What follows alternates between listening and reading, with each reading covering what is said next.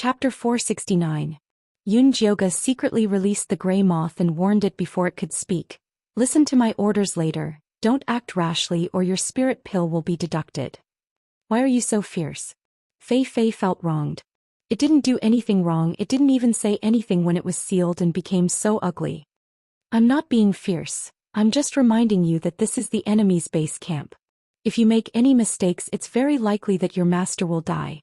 There was a mysterious and delicious thing in this temple that had a fatal attraction to these little cubs. She was really afraid that Fei Fei would suddenly betray her. This was a matter of life and death, she couldn't let this little thing act like a spoiled child. Oh, I'll be obedient, I won't bring misfortune to master. Fei Fei immediately promised. Good boy, do you still recognize the two people down there? Yun Jioga pointed at Zhou Xian and Luo Tian who were still standing there chatting. Fei Fei stopped on the wooden shelf and looked at it seriously, then said, I do, they're the masters of Little Life and Little Red. Then can you find Little Life and Little Red? Yun Jioga asked nervously. Let me see. Fei Fei flapped its wings and a faint fluorescent light floated around. Some landed on Zhou Xian and Luo Tian who were walking out, while others floated in a circle towards the depths of the corridor. Little Life and Little Red aren't with their master, they're over there. Fei Fei raised its wings and pointed forward. Let's go take a look. Xianxia said decisively. Yun Jioga nodded. This was all too strange, she had to find out the truth as soon as possible. Xianxia gently took down the gray wooden shelf and silently landed on the ground. After looking around, he raised his head and said to Yun Jioga, There's no one, come down. Yun Jioga also jumped down and saw that the entire white jade corridor was empty, there was no one. Go invisible, let's go. Xianxia patted Yun Jioga. Their demonic energy flashed at the same time and they disappeared without a trace. They're still Fei Fei. Yun Jioga's voice sounded in the empty corridor. I'll suppress its seal first, it'll go invisible on its own. Xianxia hooked his finger and the gray on Fei Fei's body instantly dissipated, revealing the true form of the black and white butterflies. Fei Fei hadn't seen her beautiful real body for a long time. She flew up and down in an intoxicated manner for a while. Then she flapped her wings and let the white color spread all over her body. Gradually her figure disappeared. Quick, bring us to Lil Red and Lil Ming, Yun Jioga urged. This way. Fei Fei flapped its wings and moved forward. Yun Jioga followed it through the corridor and found that the temple was very gorgeous. It was carved from white jade everywhere. There were not many decorations, but it was very grand and strangely familiar. Fei Fei took a turn at the fork in the corridor, flew to the left and finally arrived at a house. This room was made of mahogany and carved with countless beast patterns. There were no furnishings inside, only a huge wall in the middle with a 7-star human face goo worm the size of a faceplate. Its face was exquisite and adorable. Its eyes were tightly shut and its black wings were folded on both sides. Golden patterns of human faces covered its body, making it look mysterious and strange. Quietly coiled around it was a red flood dragon. It had the head of a deer and the body of a snake. It had 5 claws and was as beautiful as a red gem. The combination of the two goo beasts was very beautiful and spectacular, it could even be called a beautiful work of art. Lil Ming Lil Red. Fei Fei flew up and down around the two goo beasts and finally stopped on Lil Ming's head and sadly said to Yun Jioga, Their souls are gone. How can this be? Yun Jioga reached out and touched the two goo beasts. They were as cold as rocks. The last time they parted, the Lil Ming goo arrogantly said that it wanted to become the #1 goo worm, and Lil Red was still in the form of a spider. Now that they met again, the two goo worms had evolved a lot, but they had become ornaments. Their souls have been taken away. Zhou Xian and Luo Tian should have lost a part of their souls, that's why they became like that. Xianxia concluded after careful investigation. Is it that guy from the Temple of Goddess again? Yun Jioga clenched his teeth, he wanted to drag her out and fight to the death. Should be, that guy is not here today. Xianxia scanned with his divine sense and found a piece of good news. Then let's hurry and catch Luo Tian and Zhou Xian for questioning. Yun Jioga turned around and left the house, following Fei Fei to find Zhou Xian and Luo Tian. The two lived in the outer room of the White Jade Temple. It looked like they had just finished eating and were tasting wine expressionlessly. Xianxia appeared behind the two and with 2 knife hand strikes he knocked them down. Ask Luo Tian first. Yunjioge picked Luo Tian up, patted him awake and let Zishang use his demon eye to interrogate him. Luo Tian had completely forgotten the past. He did not even remember his own name. He only said that he was Zhang Bao, and had entered the temple as a guard through the selection. His daily work was to patrol the temple, change shifts, eat a meal, drink a few cups of wine with friends and chat. Everything was ordinary. There was not a single clue. His memory soul is missing. His current memory was inserted by someone else. Zishang shook his head. There was nothing he could do about it. Ask Junichen again. Yunjioge woke Junichen up, but his answer was exactly the same as Luo Tian's, except that his name was Li Wei. Li Wei. Yunjioge could not help but think of his loyal guard who was good at divination. Could it be that the two had some kind of relationship? Do you still remember your vital goo? Zishang changed the question to Junichen. Vital goo, vital goo. Junichen's numb expression finally showed a trace of change. He frowned as if he was trying hard to remember. Its soul was taken away by someone. If we want to save it, we must find the mastermind. Zishang increased the power of his demon eye. Little life, little life. Junichen's voice trembled, his teeth chattered and finally squeezed out two words. You. Did he do it? Yunjioge came back to his senses, but felt that it was impossible. That guy was cursed and was still lying in the coffin. Oh right, he also had a goo called Black Overlord, but he had not seen it. No. Junichen breathed heavily, his whole body was sweating profusely, then he fainted. Zishang's demon eye suddenly stopped moving. He pulled Yunjioge and ran out. That guy is back. It's good that he's back. Yunjioge's battle intent soared. As long as he defeated that mysterious guy, he would be able to save Luo Tian, Junichen and the rest. Good my ass, you don't even know if it's a man or a woman, human or ghost. How are you going to fight it? It was not that Zishang was a coward, but he instinctively felt that things were not so simple. He could not act rashly before he had a thorough investigation. Alright. Yunjioge activated his divine power ring and rushed forward with Zishang. She had to admit that Zishang's words made sense. Right now they did not even have a way to deal with the power of the curse and the power of devouring. Rashly fighting with the mastermind was not a wise move. It was better to go back and wake Yiyu and understand the ins and outs of the matter first. Chapter 470. Zishang and Yunjioge left the divine temple and ran quickly in the tunnel. The devouring gray threads were restless, like a group of demons dancing in a frenzy, impatiently pouncing on the two of them. Fei Fei automatically flew back into the spirit beast bag, not even daring to poke his head out. Yunjioge had to increase the output of his godly power to safely rush out of the tunnel with Zishang. The gray threads surged out of the tunnel like a flood, instantly drowning the huge hole. Shirley has already left and is waiting for us outside. Zishang scanned with his divine sense and found that Shirley was already outside the mountain valley. He pulled Yunjioge into the air, stepping on a demonic cloud formed from demonic energy and flying out of the cave. Ao. Dummy immediately flew over. Yunjioge and Zishang landed on its meaty back and flew into the air to look down. They saw that the gray energy had already filled the entire mountain valley. Everywhere it passed, not a single blade of grass could be seen. Lady Yun, are you all right? Black Orchid rode on Deshun and greeted them from afar. Beside her was a black eagle that was carrying the pale and unconscious Shirley on its back. We're fine. Yunjioge directed Dummy to fly over and used his divine sense to check on Shirley. He heaved a sigh of relief when he found that he was only unconscious from exhaustion. This must be your corpse sex Gold Core Senior. I'm sorry, Deshun was startled just now. When we flew over we saw him lying near the mountain valley. Black Orchid felt slightly guilty. Deshun had run too fast just now and she had to coax him for a long time before he agreed to fly back. When he saw this Gold Core Senior, although Deshun agreed to save him, he would never let Black Orchid go to the mountain valley. Because Deshun had the instinct to avoid danger, she didn't dare to force her way in and could only wait nearby. That's right, this is our corpse sex Senior. Fortunately you didn't enter the mountain valley. Not only is that mountain valley covered by the power of the curse, but there's also a devouring power. It's very likely that it came from Goddess Mountain.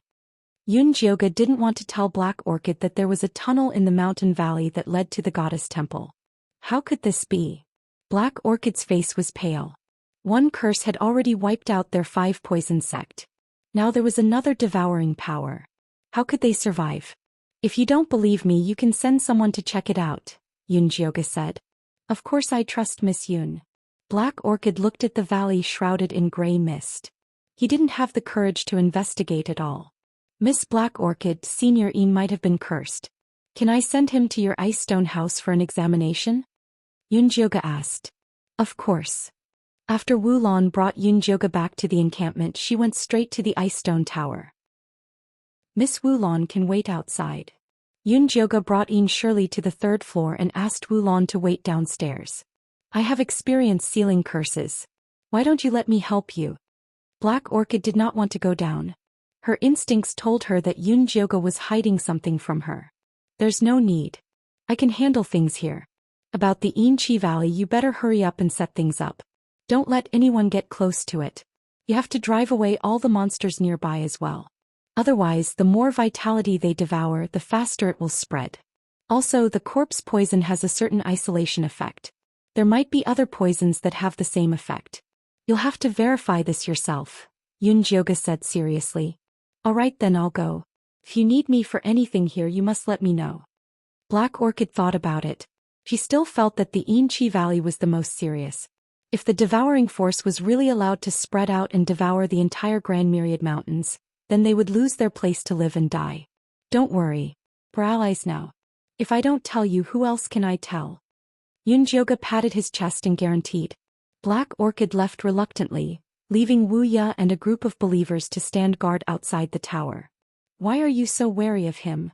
Yin Shirley, who had been unconscious all this time, opened his eyes and sat up. We can't let go of our guard. Furthermore, this Black Orchid has many things that she hasn't told us. Of course, we can't show all our trump cards. Yunjioge had already noticed that Yin Shirley was pretending to be unconscious. You're right. Yin Shirley nodded in agreement. He then looked at Yi Yunji, who was standing guard beside Yi Yu's coffin. He rubbed his chin and asked, This Yin corpse looks a little familiar. Seems to be that Yin corpse called Su Junqing. You can even tell when she's in this state? Yunjioge was shocked. Yi Yunji's current appearance was something that even her own brother Yi Yu could not recognize. We don't look at Yin corpses based on their appearance. I've only seen her Yin spirit physique once in the Yin corpse sect. By the way, I've already known about Lu Tian'er's 9 Yu Dao body. Yin Shirley smiled. If it wasn't for the fact that the Lu sisters were close to Yunjioge, he would have taken them in as well. After all, the 9 Yu Dao body was very rare. Furthermore, he had a cultivation technique that could allow the twin sisters to dual cultivate. Sect Master is indeed wise. I'll have to trouble Sect Master to wait for me on the second floor. I'll come and find you after I'm done, Yunjioge said with a smile. You even have to guard against me? Yin Shirley was stunned. Of course. Yunjioge took it for granted. She was going to use her divine power to expel the curse from Yi Yu's body. She couldn't even tell Yin Shirley about this. All right. Yunjioge was the real boss. Yin Shirley didn't dare to disobey her orders. He obediently walked to the second floor. Zishang, help me set up a layer of array. Yunjioge was still a little worried. I've already done it. Zishang appeared. There was still some demonic power flowing in his hands. On the door behind him, circles of runes condensed into a string, firmly covering the entire third floor. Then let's start treating Yi Yu now. Yunjioge walked to the side of the coffin. She saw that the curse on Yi Yu's leg had moved up a little. Yi Yunji's cold Yin power could only freeze it. It couldn't remove it. It was already very difficult for it to maintain its current state. Then let's begin. Zishang's palm brushed past Yi Yu. A soft cloud lifted his body up and made him float in mid-air. Yi Yunji was a little restless. He wanted to stop him. We are saving your brother. If you want him to come back to life, then go and guard the door. No matter what happens, you must not be agitated. Yunjioge said to Yi Yunji word by word. Yunjioge was the person that Yi Yunji had entrusted her with her funeral matters. Hence she instinctively trusted her. Thus she silently went to the door and guarded it. Yunjioge then calmed her heart and focused. She opened her spiritual eye to observe Yi Yu's body condition. After confirming that the curse power was gathered below his thigh, she took out her thunderfire needle and pierced it into the acupoints at the base of his thigh. Chapter 471. The curse power on Yi Yu's leg sensed the god power of the lightning fire needle and immediately retreated. Yunjioga continued to inject god power to expel the curse power. The golden god power was like a shark entering a fish pond, viciously expelling the curse power. The gray curse power dripped out drop by drop and was caught by Zishang using a large jade bottle. After the time it took for a joss stick to burn, the last drop of curse power was expelled from Yi Yu's leg. Zishang quickly sealed the jade bottle and sent Yi Yu back into the coffin. Phew, I'm exhausted. Yunjioga wiped her sweat. Although she had only expelled a small portion of the curse power, it had consumed a lot of her god power. Rest for a while. Zishang helped Yunjioga wipe her sweat and helped her to sit down. Help me see how Yi Yu is. Is he awake? Yunjioga also felt a little tired, especially the pain in her stomach. He has been sealed for too long. He won't wake up so soon. Zishang only needed one look to know Yi Yu's current state. Then feed him a few spirit pills. Yunjioga took out a jade bottle and poured out 2 spirit pills. Zishang flicked the 2 spirit pills into Yi Yu's mouth. Not long after, Yi Yu's eyelashes began to tremble and he slowly opened his eyes. You're finally awake. Why do I have to save you every time I see you? When Yunjioga's voice entered his ears, he thought he was dreaming. Wake up. Hurry up and get up. I have something to ask you. Yunjioga saw Yi Yu's confused face and waved her hand in front of him. Missy, it really is you. Yi Yu had a look of disbelief. Who else could it be? Yunjioga was about to roll her eyes. She didn't know if Yi Yu was lucky or if he had a lot of misfortune, but he always did the same thing every time they met. Why are you here? Yi Yu suddenly sat up from the coffin. Don't worry about that. Just tell me what happened to Zhou and Luo Tian. Yunjioga saw that Yi Yu's lips were chapped and poured him a cup of spirit water. They were captured. Hurry up and save them. Yi Yu didn't have time to drink the spirit water and said hurriedly. Who captured them? Yunjioga asked. I don't know. Yi Yu clutched his head in pain. It turned out that after he had parted ways with Yunjioga in the Thunder Nation, he had come to the 100,000 Mountains alone to look for Zhou and Luo Tian. He discovered that both of their cultivations had greatly improved, and their natal gu had also completed several evolutions. In particular, Luo Tian's Xiaohong had advanced to become a gu king. Zhou told him that they had discovered a mystical cave. On the surface, it looked like an ominous place with densine energy, but deep in the valley, there was a cave with abundant spiritual energy. Cultivating there would yield twice the results with half the effort, and it had an excellent promotion effect on the gu worms. Yi Yu followed them to cultivate in the cave, and sure enough, his cultivation improved tremendously. Soon he advanced to the middle stage of foundation establishment. Even Black Overlord advanced several times. After that, the 5 Venom sect's leader suddenly built a divine temple on Goddess Mountain. The spiritual energy in the cave started to feel strange, so we discussed leaving. Because Zhou and Luo Tian's natal gu were in seclusion, they would only come out after a day, so they asked me to find a place to stay. I went out for a stroll and found a new cave. When I returned to the valley, I discovered that Zhou and Luo Tian were missing. I searched the entire valley but couldn't find any trace of them, so I wanted to go to the 5 Venom sect to investigate. I didn't expect to see the Black Orchid sisters being attacked by a group of stone statues. I saved them, but I was hit. Yi Yu drank a mouthful of spirit water after he finished speaking, then let out a long sigh. At that time he thought he was dead for sure. Then did you go to Goddess Mountain to look for them? Yunjioga asked again. I originally planned to go to the 5 Venom sect to check for information before going to Goddess Mountain. But after I was hit by the curse, I couldn't go. Yi Yu shook his head. Think about it carefully. Did you miss any clues? Otherwise, Zhou wouldn't have asked them to look for Yi Yu. Yi Yu thought about it carefully, then shook his head.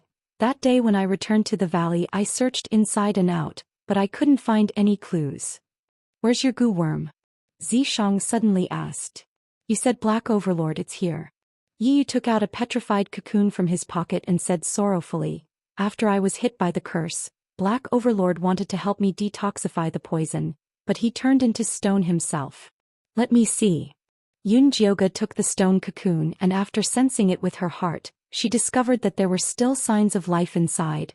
Black Overlord can still be saved. Really? Yi Yu's eyes lit up and he immediately begged, Missy, please save Black Overlord. Even if you don't say it, I would still save him. Yunjioga had a feeling that the reason Juni-chen asked them to look for Yi Yu was very likely related to Black Overlord. She calmed her mind and once again injected her god power into the stone cocoon. The golden god power dyed the thumb-sized stone cocoon. The cocoon slowly melted, revealing a round, black figure. Black Overlord. Yi Yu shouted in surprise. The black figure moved and a large bull head flipped out. It was a half-evolved Black Overlord. Master, are you all right? Black Overlord excitedly wanted to fly back to his master's side, but was grabbed by Yunjioga. Don't be anxious, Black Overlord, I have something to ask you. Big sister, it's you. Black Overlord looked at Yunjioga innocently. That's right, it's me. Let me ask you, on the day Juni-chen and Luo Tian disappeared, did you see anything? Yunjioga stuffed a cherry pill into Black Overlord's mouth. After Black Overlord swallowed it, he immediately became spirited and started to recall in detail. That day, Master went out to look for a new cave abode and I was accompanying Little Life and Little Red to cultivate, when a woman suddenly appeared in the cave abode. She praised Little Life and Little Red's good looks, and said that she wanted to bring them back to decorate.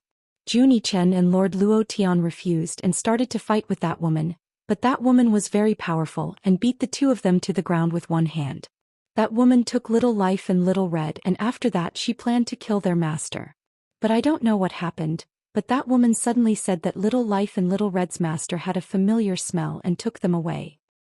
Why didn't you tell me at that time? Yi Yu was anxious. You didn't ask me. What's more, that woman is so powerful, master, you would only be sending yourself to death if you went looking for her. Black Overlord felt very wronged who asked his master to be so weak. Black Overlord, do you still remember that woman's name and what she looks like?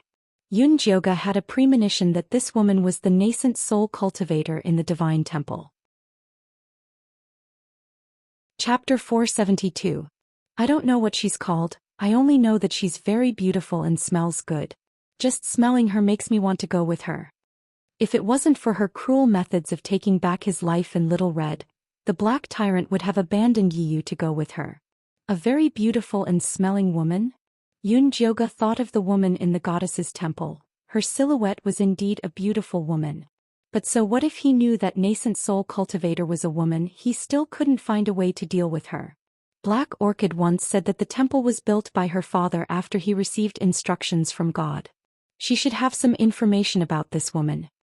Zhishang had already vaguely guessed what was going on, but he needed further confirmation. What if Wulan doesn't want to say it? Can your demon eye deal with her? Wulan was not only a golden core cultivator, she was also a very dark person. This kind of person was very hard to control with the demon eye. This sovereign doesn't only have the demon eye. Zhishang's eyes were as cold as ink. If Wulan didn't want to cooperate, he didn't mind using some extreme methods. All right. Yunjioga nodded her head. There was no time to slowly get close to Wulan in this situation. Wait, you wouldn't want to kill the Wulan sisters, right? You asked. That depends on the situation. They wouldn't kill them, but it was hard to say what other methods they would use.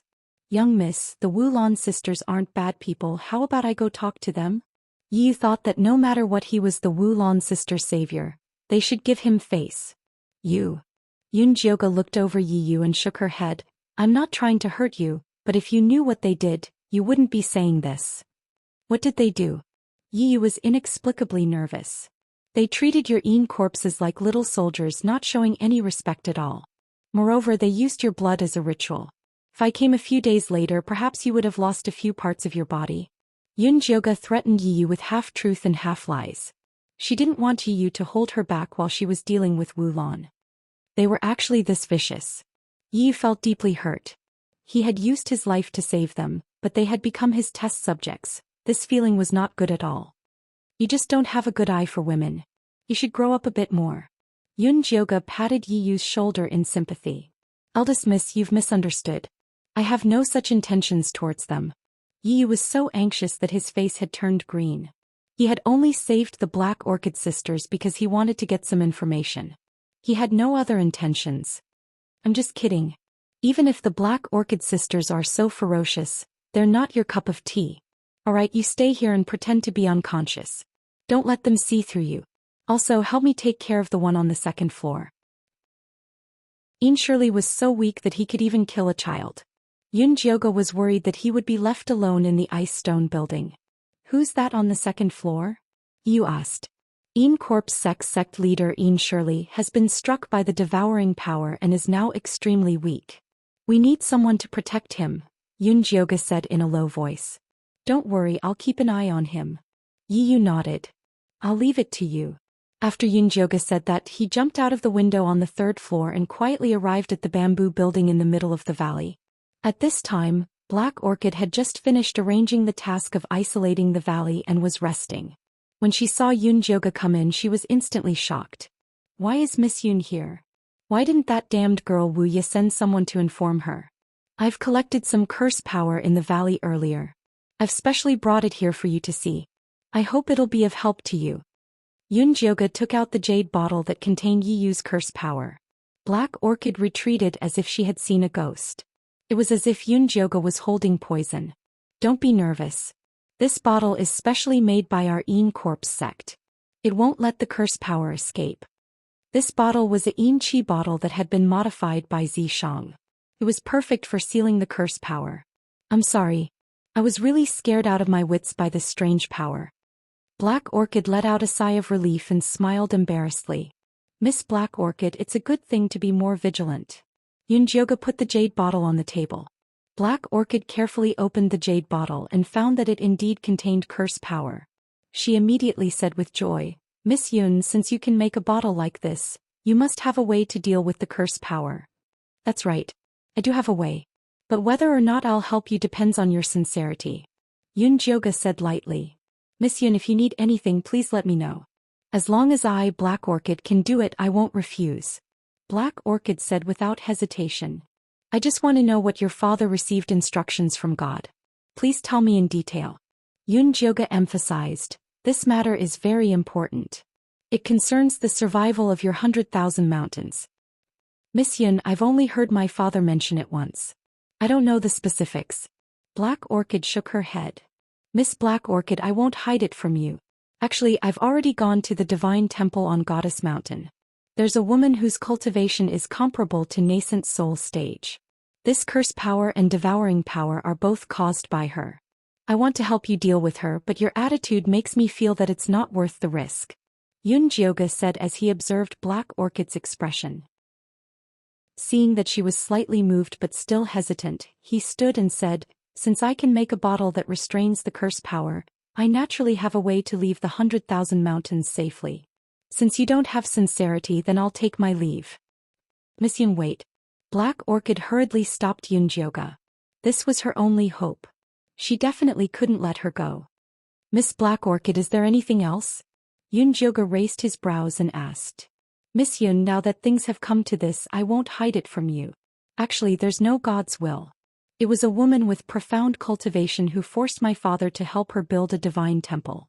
This woman is vicious and cruel. Not only did she steal the treasures that our Five Venoms Order had accumulated over the centuries, she also purposely made things difficult for my father and told him to find someone. When Black Orchid spoke of this woman, she gritted her teeth. Her expression was savage and filled with hatred. Who does she want you to find? Jioge asked. She wants us to find a woman who is noble and mysterious, beautiful and pure. She even said that this woman is the most perfect person in the world. Be it man or woman, old or young, flying insects or beasts, monsters or demons, as long as they see her, they will fall in love with her. Black Orchid's expression was one of grief and indignation as she said, Miss Yun, do you think there's a woman like this in the world? Even a god is nothing more than this. Such a miraculous woman, I'd like to meet her as well. Jioge shook his head. He also felt that this woman was purposely making things difficult for the Five Venoms Order's master. Because my father failed to help her complete her mission, she turned all of us from the Five Venoms Order into stone statues in a fit of rage. Black Orchid's eyes reddened and she couldn't hold back her tears. Miss Yun, that woman is a madwoman. Please help me destroy her and save our Five Venoms Order. Chapter 473.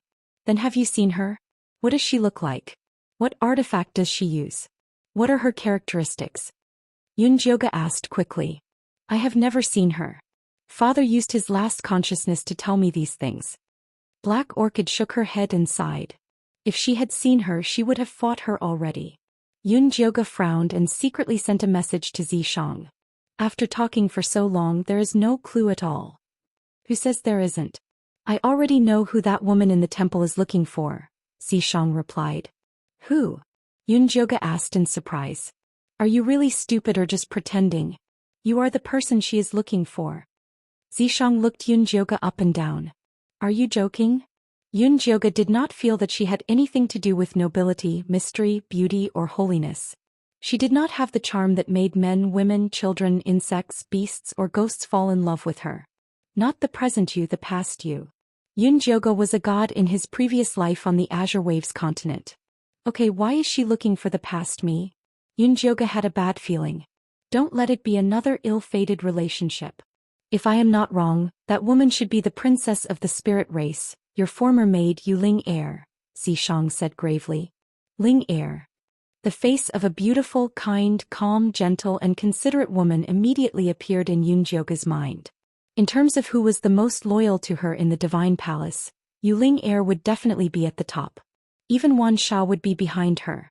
I remember that before I reincarnated, I sent her back to the spirit race to inherit the throne. Jioge left a letter for Ling Heir, asking her to leave early. Yes, she returned to the spirit race, but not long after she committed suicide. Wan Sha had told him this in private. Impossible. Jioge did not believe it. Even if Ling Heir missed her, she should have followed her reincarnation like Wan Sha did.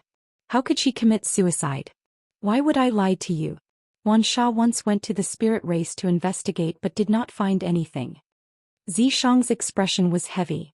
No wonder the devouring power looked so familiar. It is the resentment left behind by Ling Er's suicide. Jioge had to accept the truth. The spirit race was a peace-loving race. Although their combat strength was not high, no one dared to offend them. This was because the will they left behind after they died was extremely powerful. Their curses and devouring abilities were even more terrifying. Given the current situation, we cannot use force. We can only use our wits. We must find a way to eliminate her resentment, Xiang said solemnly. Right now Ling Er was only left with a spiritual body. She was undying and indestructible. Even if Jioge hardened his heart and used the god fire to kill her, it would be useless. The remaining resentment could not be dispelled. If it was the Jioge of the past, he could use his divine power to dispel it, but now it was impossible. I don't even know what her resentment is. How can I get rid of it? In Jioge's memory, Ling Er had a stubborn personality. Once she decided on something, she would not change her mind. Although she would unconditionally obey any order he gave, she would not change her mind. It was difficult to eliminate her resentment. I'm guessing that her resentment is just being with you. There is nothing else. Xiang sighed inside. Back then, all the men and women who surrounded the goddess fought desperately to get Jioge's attention. Even he was no exception. She has become an earth-bound spirit. She cannot leave Goddess Mountain. Jioge sighed. She actually liked Ling. She could keep her by her side forever. But her resentment had spread through 100,000 mountains. She could not leave. You have to figure this out yourself. I cannot help you. Xiang could help Jioge fight, but he could not help her resolve other women's thoughts. You want me to go see her alone? Jioge was panicking. The memories from her past life were just memories. In this life she was still unfamiliar with Ling. She was not confident she could deal with her. If she sees me with you, I'm afraid she'll turn evil in an instant. Xiang grimaced. Sister Ling looked weak, but she was actually very jealous. Seeing him would only make things worse. Okay, I'll go find her and ask her why she committed suicide. Jioge gritted her teeth. She did not believe that Ling, who was soft on the outside but hard on the inside, would commit suicide for no reason and leave behind so much resentment. No, you cannot ask her this question. Xiang denied. Why? If he did not find out the cause of her death, how could he get rid of her obsession? Linger's curse has not spread. That means she still has some consciousness. What if you trigger her painful memories and make her go crazy? Xiang had seen the spirit race's resentment go crazy. 100,000 mountains could be destroyed instantly. Okay, I'll find her first. Then we'll act according to the situation. Yunjioga sighed. The sins of her past life had to be resolved even if she cried. Before that, make 5 poison sects spit out what they took. Zishang's gaze was cold. Yuling had a lot of flaws, but she would never bully the weak. She asked 5 poison sect for help because it was an equal exchange. She was not as overbearing and vicious as Black Lawn said. Don't worry, I promise I'll make them spit it out with interest. If 5 poison sect had not been so greedy, they would not have angered Ling. They had to pay for all of this. Miss Yun, what's wrong? Black Lawn saw that Yunjioga's spirit was too weak and could not help but wave a hand in front of her. Yunjioga came back and looked coldly at Black Lawn. Miss Yun, why are you looking at me like that? Black Lawn's scalp felt numb under Yunjioga's gaze. Black Lawn, oh Black Lawn, you still want to hide things from me? Did 5 poison sects fate not teach you a lesson? Yunjioga laughed mockingly. I do not understand Miss Yun's words. Black Lawn's eyes flashed and her heart jumped. Had she discovered something? If you hand over the thing, you still have a chance to live. Otherwise. Yunjioga thought of the Black Eagles in Eagle Park and decided to give Black Lawn another chance. Miss Yun, have you misunderstood something? Father only left behind some remnant thoughts before he died. He did not leave anything else. Black Lawn still wanted to argue, but Yunjioga did not want to listen anymore. I'll give you 1 night to think about it. Do you want to die with the treasure, or do you want to help you and your believers find a way to live? Choose. Yunjioga finished speaking and went straight back to the ice building. She saw Ian Shirley sitting cross-legged in meditation on the 3rd floor. His face was still very pale. Yi was waiting by the side. When he saw Yunjioga return, he immediately asked, How is it? Are the Black Lawn sisters dead? Chapter 474. Hearing Yiyu's question, Yunjioga couldn't help but laugh. Do you want them to die or not? The Miao people in this valley still need them to survive. If possible, let them live. Yiyu mumbled. He had no romantic feelings for the Wulon sisters. He just felt that it wasn't easy for the 2 of them to support a sect. Don't worry, the 2 sisters are fine. I've already asked about what happened on Goddess Mountain. The nascent soul cultivator in the temple only erupted in resentment because 5 Venom sect cheated her of something. As long as Wulon returns the item to her, everything will be fine, Yunjioga said concisely. That's simple. Yiyu was stunned. That's simple. Yunjioga nodded. As for what happened between her and Yuling, there was no need to tell them. What did 5 poison sect cheat them of? Ian Shirley, who was meditating at the side, couldn't help but interrupt. Probably a tear. Yunjioga said with complicated feelings. What tear is so powerful? Yi found it unbelievable. No matter what, the 5 poison sect was the most powerful sect in the 100,000 mountains. How could it be possible for such an unreliable thing to attract unexpected disaster? There are many treasures related to tears. I heard that the tears of mermaids can become pearls, the tears of the fire race can become flint, but the most precious is the blood tears of the spirit bead. Legend has it that the blood tears of the spirit race are formed from the purest spiritual power in the world. After a cultivator worships them, they have a chance to comprehend the laws of heaven and earth. They are extremely precious treasures. Are you talking about this? Ian Shirley looked suspiciously at Yunjioga. Sect leader is indeed knowledgeable. Yes, this is what I'm talking about. Yunjioga's expression was melancholic. She remembered that Linga once told her that if one day she shed tears of blood, it would be for her. Now that her physical body had disappeared, her soul storage bag couldn't follow her. This was the only treasure she had left. But she couldn't give this to 5 poison sects leader. At most she would let him worship it for a while. 5 poison sects leader probably wanted to steal the treasure but ended up being cursed instead. No wonder this kind of treasure can drive people crazy. I'm afraid Wulon won't take it out easily. Ian Shirley put himself in her shoes. If he was in her shoes, he wouldn't be willing either.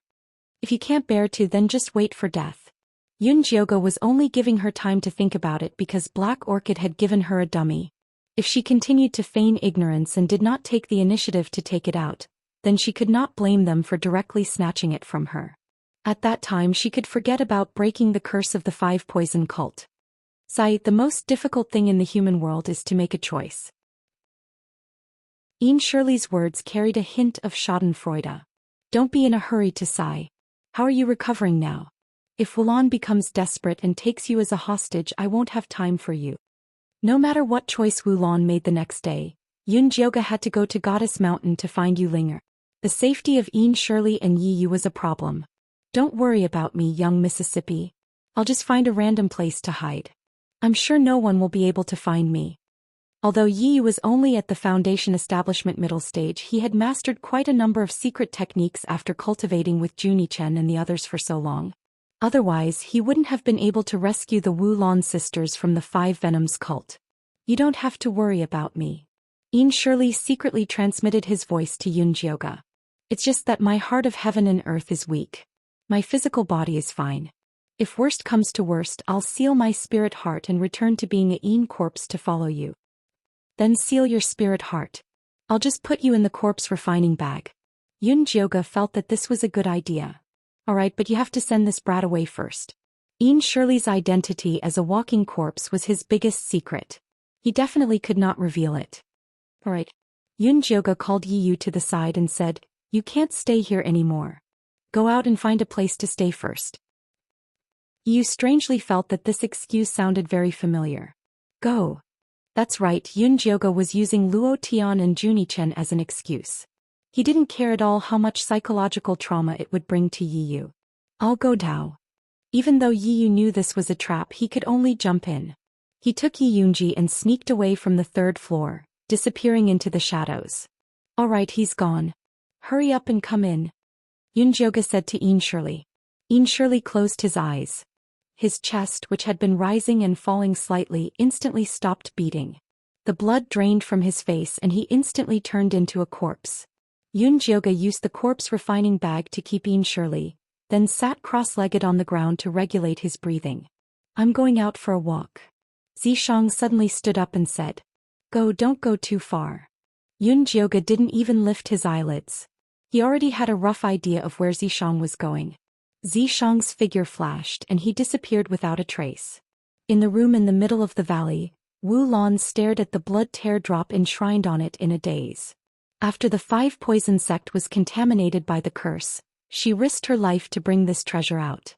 In just a short 3 months, she had advanced from the late stages of the Foundation Establishment stage to the Golden Core stage. She believed that as long as she had this treasure, entering the nascent soul stage would not be a problem. Asking her to hand it over was worse than death. But if she didn't hand it over, forget about Yunjioga, the woman in the temple would not let her go. The reason why she could escape until now was because she had used her father's cover in the five poison sect. Even though she knew she could not stay, Wu Lan was still unwilling. Her eyes flashed with ruthlessness. Finally, she walked out of the room and called Wuya over. Pass down my orders. All believers surround the ice stone building. Sister, what are you doing? Wuya asked. Yunjioga and the Golden Core from Ian Corp's sect have a way to deal with the curse and the devouring power. We have to make her hand it over. Wu Lan instantly made up her mind. As long as she got the way to deal with the curse and the devouring power, even without Yunjioga's help, she could still destroy the woman in the temple. Okay, I'll go immediately. Wuya nodded strongly. She immediately gathered all the believers with cultivation to surround the ice stone building. Yunjioga stood on the third floor of the ice stone building, watching coldly as Wuya brainwashed the believers. Believers, as long as we take down that woman, we can get the way to break the curse. The normal believers were excited as if they saw the light at the end of the tunnel. But they did not know that Wuya was just sending them to their deaths. But the most cunning one was still Wu Lan. She had been hiding in the back, probably thinking that if Wuya failed, she would come out to smooth things over. It was indeed a good plan. How about it, do you want to kill them all? Zishang silently appeared beside Yunjioga. He was in a bad mood and really wanted to kill some ants for fun. Chapter 475. They're just ignorant people. What's the point of killing them? Since Wu Lan has made her choice, we don't have to waste time here. Let's go. Yunjioga shook her head. Without looking at Wuya again, she turned and left the building with Zishang. By the time Wuya brought people to kill them, it was already too late. Yunjioga walked out of the valley and summoned Dummy. To Goddess Mountain. Ayo. Dummy responded, then dragged the two of them towards Goddess Mountain. Yunjioga sat cross-legged on Dummy's back and turned to Zishang. Did you get it? What thing? Zhang raised an eyebrow. Don't play dumb. Didn't you go out to get Ling Er's blood tears? Yunjioge knew what Zhang wanted to do. Humph, your sister Ling Er shed blood tears for you. Keep them. Zhang took out a jade box unwillingly. He hated everyone who tried to steal Yunjioge from him, even women. Look at how jealous you are. I only see her as a sister. Yunjioge wasn't immoral in her previous life, but she'd never done anything to you, Ling. You make it sound nice. Zhang didn't want to appear so petty. But when he thought of how Yunjioge and Ling Er were inseparable, he felt jealous. I can't be bothered with you. Yunjioge rolled her eyes at Zhang and opened the jade box. Inside there was a crystal clear, incomparably beautiful tear of blood. It gave off a gentle glow in the dark room. Yunjioge reached out to touch the blood tear. Pure spiritual power entered her body through her fingers. It was indescribably comfortable. But so long as one calmed down and looked carefully, one would discover that it contained 1,000 words of speechlessness and boundless deep love, and it was simply unbearable. Yunjioge felt her scalp go numb. She was about to pull her hand back when the blood tear stabbed into her palm and disappeared. What happened? Yunjioge opened her palm. Her skin was as white as jade. There wasn't even a hole. The blood and tears she shed for you will naturally return to you. Now that she has discovered your location, she will probably come to get you. I will return to the mark first. Unless absolutely necessary, do not call out to me. After saying that, Zhang transformed into a beam of light and flew back into the mark on Yunjioge's arm. Hey, you can't just run away like that. Yunjioge pinched the seal, but Zhang did not react at all.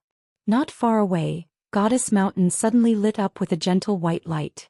A blanket woven from white threads extended down from the temple and came right in front of Yunjioge. Celestial music played, flower petals fluttered, the Miao people in the temple all knelt on the ground, they stood up and shouted, "Welcome Goddess Darren." Yunjioge smelled a familiar scent coming from the white carpet. It was Ling Er's unique fragrance. The spirit race grew up absorbing pure spiritual energy, so they naturally had a very special body fragrance. This was also the reason why Fei Fei, Black Tyrant, and the others always wanted to run with her. Yunjioge was about to step onto the light carpet when Dummy, who was under her feet, suddenly opened its beak and madly spat out a series of fireballs at the light carpet. The beautiful light carpet suddenly became very fierce. It opened its mouth and swallowed all of Dummy's fireballs. Then it aggressively tried to swallow Dummy. Ow ow ow. Dummy was not afraid. Instead, it looked like it was going to die, and it looked like it was going to fight the white silk to the end. Yunjioge hurriedly swatted the white silk away. The ferocious white silk was very weak in front of Yunjioge. After it dispersed, it floated to the side with an aggrieved expression as if saying, "How could you treat me like this?" Ow ow ow. Dummy squinted its eyes and wanted to continue charging. Yunjioge hurriedly pressed down on its big head and shouted, "What are you doing, Dummy? Why are you going crazy? Enemies, kill them all, kill them all." Dummy's muddled brain sent a crazy message to Yunjioge. Originally, its brain was blocked by a golden gray ball of light. Now the ball of light was even more intense and its brain was about to explode. Calm down. Yunjioge pinched the thunderfire needle and stabbed it into its Baihui point, forcefully sealing its soul. Dummy's eyes rolled back and it fell straight down. Yunjioge hurriedly grabbed its huge body and stuffed it into the spirit beast bag, but it made Fei Fei and the other spirit beasts unhappy. So fat, it's a hindrance. Bear with it for now. I'll get a bigger one later. Yunjioge comforted Fei Fei while thinking about Dummy going crazy. This gold core black eagle, which had not yet developed intelligence, had been full of mystery since it appeared.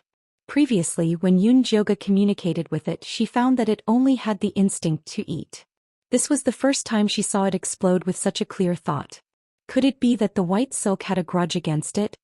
"Master, what are you thinking about?" A gentle and sweet voice sounded in Yunjioge's ear. She looked up and saw Ling Er standing on a cloud made of white silk looking at her. She was still as beautiful and gentle as she remembered, heroic but not lacking in cuteness.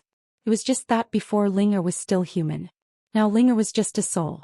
Her feet were floating and her feet did not touch the ground.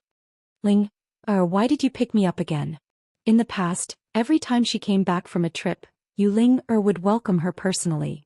"Master, I missed you." Ling Er seemed to be sighing and smiling. The white silk under her feet turned into a long carpet again, and she brought Yunjioge into the temple. Yunjioge was in the white jade corridor. She finally knew why she felt this temple was a bit familiar. Wasn't this the decoration she had in the temple? Although it was a bit crude, she could still see the prototype. Originally, I wanted to help you build a new god palace.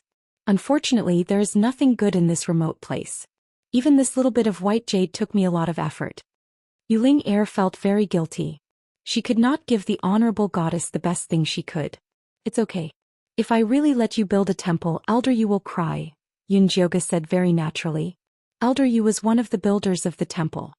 His biggest wish in life was to continuously improve the beauty of the temple. Master, you must be joking. I don't dare to compare myself to Elder Yu. Yuling giggled. Her eyes and eyebrows curved. The atmosphere was very warm. It was as if time had turned back.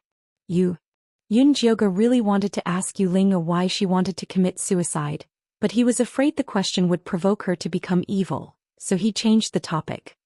I took in a Jindan mount that did not have intelligence. When it saw your white silk, it was as if it saw someone who killed its father. Do you have a grudge against it? Are you talking about the black eagle that was so fat I couldn't see? Yuling lowered her head and thought carefully. She even asked her white and gray silk. In the end, she shook her head and said, Master, my white and cursed silk have only appeared in Goddess Mountain and 5 poison sect. They have not consumed any black eagle beasts. Chapter 476. Then why is it shaking? Yunjioge believed that Yuling wouldn't lie to her. It seemed that dummy was the problem. Mistress, that mount is too ugly. I'll help you find a prettier one. How about a 7-colored peacock? Yuling's slender fingers swept through the air. A beautiful and elegant bird appeared in front of Yunjioge. It's pretty, but it's not special. Yunjioge shook her head. Dummy was a bit stupid, but it was already her bird. He had to protect it until the end. You're right. Mistress has good taste. Yuling worshipped Yunjioge blindly. If Yunjioge said flowers were smelly and farts were fragrant, she would nod seriously. Of course. Yunjioge revealed a reserved and slightly arrogant smile. She was starting to find the feeling of being a goddess. Mistress, you've been tired outside all day. I've already prepared a medicinal bath for you. Do you want to go now? Every time Yunjioge returned from outside, Yuling would prepare a medicinal bath to welcome her. The spirit clan was best at making medicinal baths that could cleanse one's body. It was also Yunjioge's favorite. There's no hurry. Let me ask you something first. Previously, I had a few companions waiting outside. Did you see them? Yunjioge briefly explained the symptoms of Zhou Xian, Nangongli, and Bailey Moyun. Are you talking about these 3? Yuling crooked her finger and showed the images of Zhou Xian, Nangongli, and Bailey Moyun. Yes, them. Yunjioge nodded. The 3 of them brought tokens to enter the secret land of chaos and asked to see you. After checking, I let them in. Yuling nodded. Wait, you said they had tokens to enter the secret land of chaos. What do you mean? Things were developing differently from what she'd imagined. This god temple leads to a secret area called chaos. I am the gatekeeper. As long as you have a token to enter the secret area, you can enter. I remember that their token was a woman lying in a coffin. Yuling waved her finger and drew the scene of what had happened. Zhou Xian, Nangongli, and Bailey Moyun were carrying a blood-red coffin. Inside lay Nangongyu. Damn. Yunjioge cursed inwardly. He never thought that Nangongyu would be the token to enter the mystic realm. What was even more hateful was that Nangongli and Bailey Moyun might have already known about this matter, yet they still deceived her together with Zhou Senator. This was truly intolerable. Yunjioge swore that if he met them in the mystic realm, he would beat them until their teeth fell out. Sir, I know you are here to enter Chaos' secret land, but I will not let you in, Yuling suddenly said. Why? Yunjioge frowned. Because if you go in, you will die for sure. You have already reincarnated twice. If you reincarnate again, you will truly fall into the world of mortals and suffer the pain of reincarnation. Yuling spoke word by word. Ling, do you know something? Originally, Yunjioge thought that Yuling had become a resentful spirit because she was too obsessed with him. Now it seemed that there was more to it than met the eye. That's right. The reason I became a spirit was to protect you here and stop you from dying. Ling Er's words surprised Yunjioga. Why are you so sure that I will die in Chaos Secret Land? Who told you that? Ling Er was not good at divination. Someone must have instigated her. Li Wei told me. Ling Er's answer surprised Yunjioga. Impossible. Li Wei immediately left with me when I reincarnated. Why would he go find you? You must have been tricked, Yunjioga said without hesitation. Sir, it doesn't matter if you are tricked or not. You have already lost your divine power. You are no longer the omnipotent goddess you used to be. Ling Er's expression was sad and her voice was pained. Sir, in your past life, you sacrificed yourself to save the world. In this life, just live your life well. Don't worry about those trivial things, okay?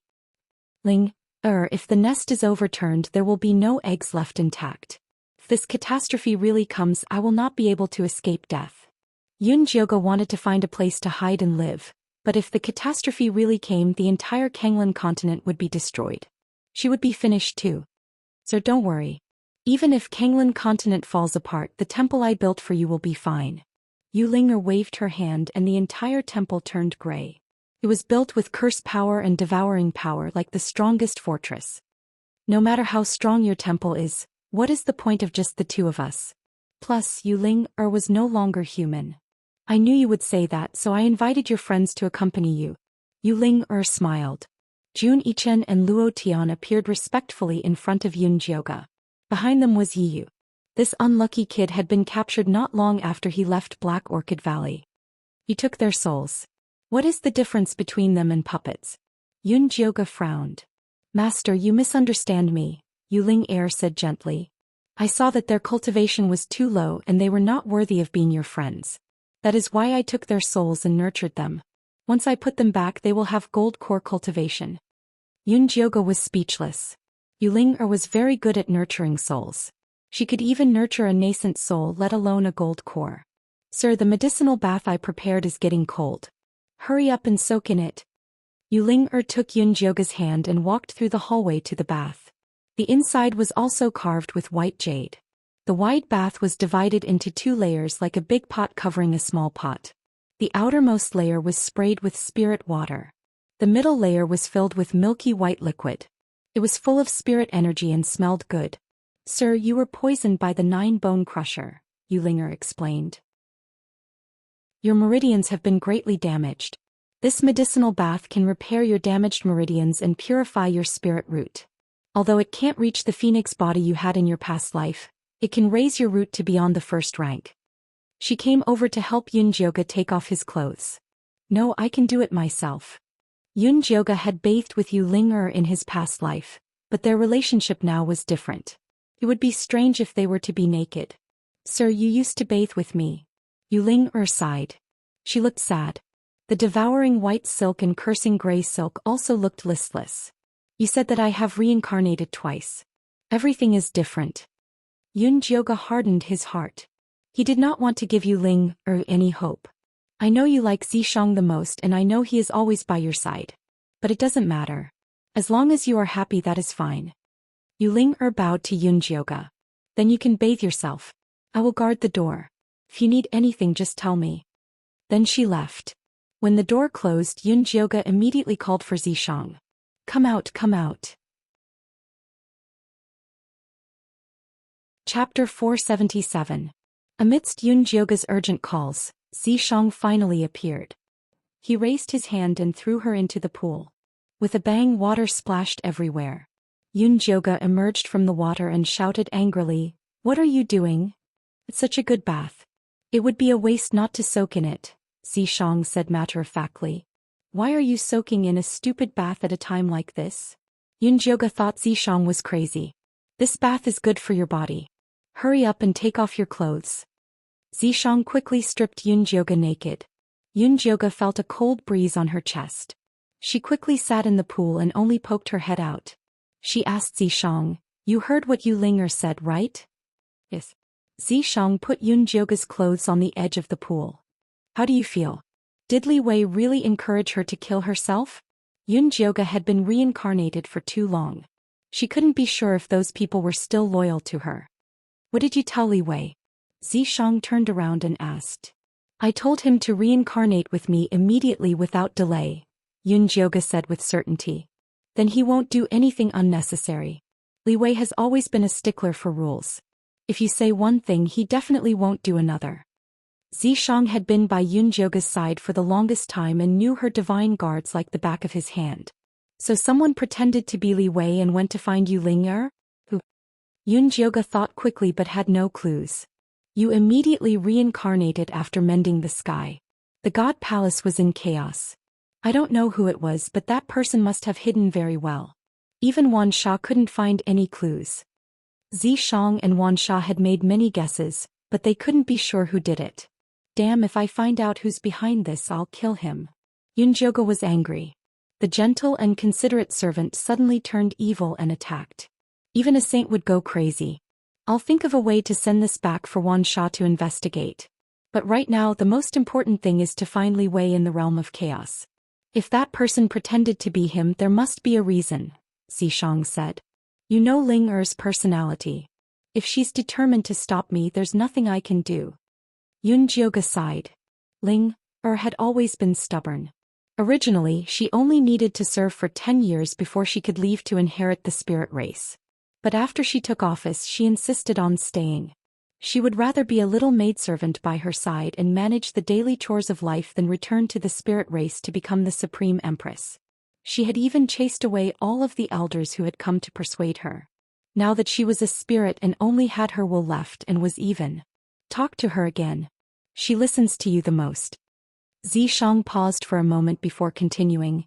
If it really doesn't work, you can order her to commit suicide. Even if she listens to my orders and commits suicide, she won't do it willingly. At that time her resentment will still erupt. Jioge rolled his eyes at Zishang and kept coming up with bad ideas. Ling, of Shang of with of Yun. Zishang said. He thought. She. Of. However, he only dared to say these words in his heart. He didn't dare let Jioge hear him, or else she would definitely reprimand him. No matter how many times Jioge reincarnated, she would always have a goddess complex. She pitted the world and hated killing the innocent. By the way, Chosun actually brought 2 Foundation establishment cultivators to the mystic realm alone. Do you think he's out of his mind? Jioge felt depressed at the mention of this. Chosun didn't have that idea before. It's possible Nangong Yu instigated it, Zishang said. I should have asked Nangong Li to hand over Nangong Yu's soul. He was too soft-hearted. Handing it over is useless. Yu Ling'er won't let you go. In the end, none of you will get in, Zishang said realistically. According to you, they were right to get rid of me? Jioge glared at Zishang. Did he know how to talk? No. If they knew Yu Ling'er would stop you, then Nangong Yu has a problem. Jioge and Yu Ling'er's relationship was known only by the people of God Palace. How could a regular cultivator like Nangong Yu know? I think so too. Nangong Yu is the token to enter the hidden territory of chaos. What happened to her in the hidden territory? Jioge found that there were more and more mysteries in this hidden territory of chaos. The most important thing now is to find a way to enter the hidden territory. Otherwise, it would be pointless to say anything else. After going around in a circle, they still returned to this topic. Jioge couldn't help but sigh. Just then Yu Ling'er's voice came from outside. Master, are you done? Zishang immediately slipped back into Jioge's mark. He was determined not to meet Yu Ling. Wait. Jioge just realized that the white medicinal liquid in the bath had turned gray. She used the spiritual water on the outside to clean herself and put on the clothes Yu Ling'er prepared. The pure white robe looked like it was woven from clouds. It softly clung to her body. The long hem was like silk rippling in the water, swaying with Jioge's steps. She pushed open the door. The faint fragrance of flowers was refreshing, and heavenly music was pleasant to the ear. 2 rows of servants in blue dresses stood on either side. Yu Ling'er came forward with a smile and said, Sir, I have prepared your favorite heaven fragrance do. Go and eat. When Jioge ate, she mentioned her mission and the world to Yu Ling. She even took out her god fire to show Yu Ling'er that she could protect her. When Yu Ling'er saw Jioge's pitiful amount of god power, she almost cried. She was even more determined to protect her. At night, Jioge firmly refused Yu Ling'er's suggestion to stay with her. She lay down on the cloud bed exhausted. Teach, how stupid are you to show your god power to her? Xianxia said unceremoniously. If you can do it, then do it. Yunjioga snapped. Xianxia didn't say anything. He really couldn't do anything to Yuling. If the soft way doesn't work, then I'll do it the hard way. Yunjioga jumped up from the bed and decided to go into the hidden territory of chaos. She quietly opened the door and found there were only puppet guards in the hallway. She stealthily walked toward the god temple. The god temple was beautiful and spacious. There was only one statue in the main hall, and top-level spirit incense was placed under it. The statue was carved from white jade. It looked similar to Yunjioga, but the temperament was completely different. Yunjioga looked at the mysterious, beautiful, noble and merciful statue and confirmed that she was different from before. Before she was a god. Now she was a human, and a human with mediocre power. But no matter what, she still had to carry the responsibility on her shoulders. Yunjioga pulled herself together and started to search for the secret door. She finally found the mechanism under the statue. The secret door opened, revealing a dark passageway. Chapter 478. Yunjioga walked in without hesitation. He saw that the dark walkway was filled with black death air. It was a stark contrast to the beautiful temple. At the end of the walkway was the entrance to the secret place. A disgusting smell wafted into his nose. There was a mirror at the entrance of the secret place, and it reflected a horrible scene. There were thousands of miles of white bones. It was like hell on earth. This is not a secret place, it's a place of death. Yunjioga reached out to touch the mirror but found nothing. This is just a small part of the secret place. If you want to go in, you must find the real entrance, Xianxia said from inside Yunjioga's mark. Where is the real entrance? Yunjioga opened his spirit eye and looked around, but there was nothing. Only Yuling knows the real entrance, and only she can open it. He was powerless. I thought you could do anything. Yunjioga noticed that Xianxia was very careful around Yuling. He didn't even dare show his face. That depends on the situation. Unless I kill myself and become a spirit body, then I can fight her. The curse and the devouring power were formed by resentment. After finding Yunjioga, he had no regrets. It would be difficult to kill himself. In the end, I still need her help. Yunjioga felt like this was an unsolvable problem. Not good she's here. Just as Xianxia spoke, Yuling appeared in front of Yunjioga. At this time, the handsome and beautiful face was ashen like a corpse. Her red eyes stared at Yunjioga as she angrily and sorrowfully said, "My lord, I have already done this, why won't you listen to me? I have to go to this secret place."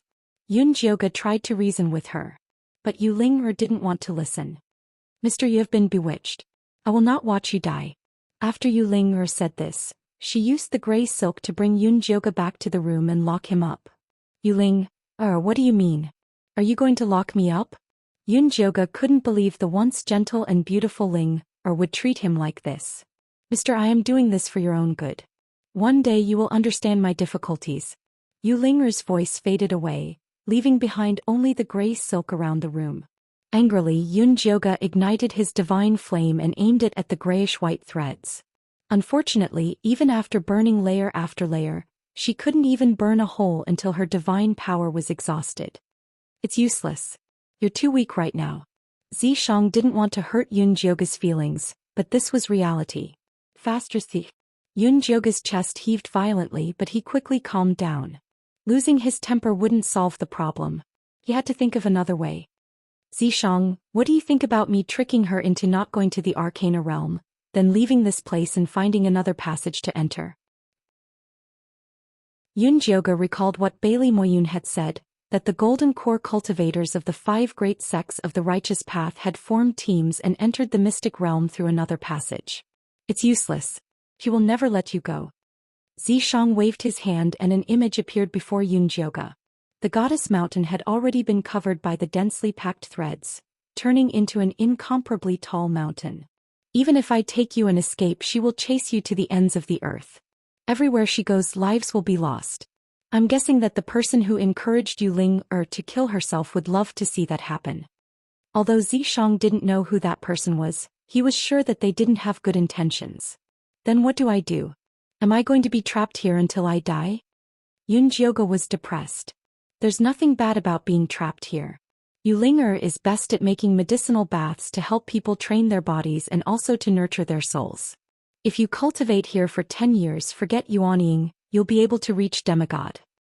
Zishang was giving Yunjioge hope. If demigod is so easy, then how come there's only one goddess in a few thousand years? Yunjioge said impatiently. Since we can't get out now, why don't we take care of ourselves? That will be good for you. Zishang wasn't in a hurry to leave because of this. If Yulinger was used well, it would be an opportunity for Yunjioge. Okay then. Yunjioge sighed. Solving Yulinger's obsession required time. Now he had no other choice.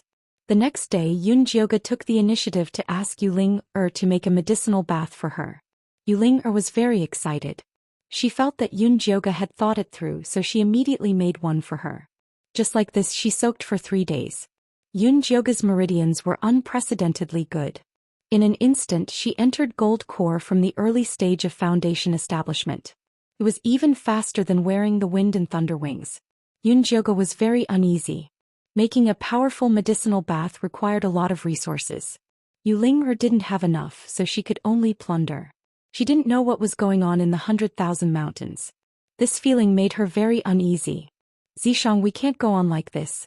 We have to find a way to leave. Otherwise, I'm afraid Linger will do something stupid. Yunjioge looked for Zishang to discuss. Yulinger only made a few medicinal baths. What's there to worry about? Zishang naturally knew that Yulinger was plundering resources, but he didn't care. In any case, when the calamity arrived, the continent would be destroyed. It was better to give them to Yunjioge to nourish. In the end, this was what Blue Wave's continent owed her. What do you mean? You also don't want me to go to Primal Chaos secret territory. The more Yunjioge thought about it, the more she felt it was possible. Previously, Zishang had always wanted to seal her memory and make her a sweet and innocent girl. I don't. Zishang had an innocent expression. How could he admit that he was the same as Yuling? He wanted to find a safe place to hide Yunjioge. He didn't want her to sacrifice herself for the common people. It would be strange if I believed you. Sure enough, relying on others was enough. Yunjioge decided to save herself. The first thing she did was to find an ally. The maids and guards of this divine palace, including Yiyu, Luotian and Junichen, were all controlled by Yuling. However, there was an exception, and that was Yiyunji. Yiyunji was Yiyu's own corpse. Because of her ugly appearance, Yuling didn't like her. So she was placed outside the divine palace. However, she wasn't forbidden from entering or leaving the divine palace. Yunjioge was looking for an ally. Everyone thought that Yiyunji's consciousness had already dissipated. However, Yunjioge could use the world spirit heart to attach a part of her soul to see what was happening outside. Yunjioge didn't even tell Zishang about this. When she was soaking in the medicinal bath, she used the power of the world spirit heart to secretly attach herself to Yiyunji. Because Yiyunji had the aura of the shrine, when Yunjioge controlled her to leave, those white threads didn't have any reaction. At this moment, Goddess Mountain was already occupied by endless gray threads. It took Yunjioge some time to leave. When she left Goddess Mountain and walked outside, she was stunned by everything in front of her. Chapter 479. Yunjioge looked around in shock, only to see 10 miles of withered yellow land without a single blade of grass growing. The brown soil was exposed. It was like a completely different world from before. What had Yulinger done? Yunjioge felt very uneasy and decided to find someone to ask. He flew toward the Black Orchid Valley. The most eye-catching building of ice and stone in the valley had already been leveled to the ground. At the foot of the mountain, there was a huge bonfire made of peachwood branches. Above the bonfire were numerous Miao people whose bodies were half petrified. They piled up in layers, their eyes filled with despair and fear. Sister, I don't want to die, please don't burn me. At the top of the pile was Wuxia. Her lower body was already petrified and her upper body was tied up with ropes. She kept begging Black Orchid to let her go. Sister, I'm sorry. The once high-spirited Black Orchid's eyes were now red and her face was green. She looked ragged and tired. She stood in front of the bonfire with a torch in her hand and said to Wuxia in pain, "The curse has begun to spread. The ice stone can no longer suppress the curse. If I don't burn you to death, the curse will only get worse. Sister, please don't hate me. I have no choice."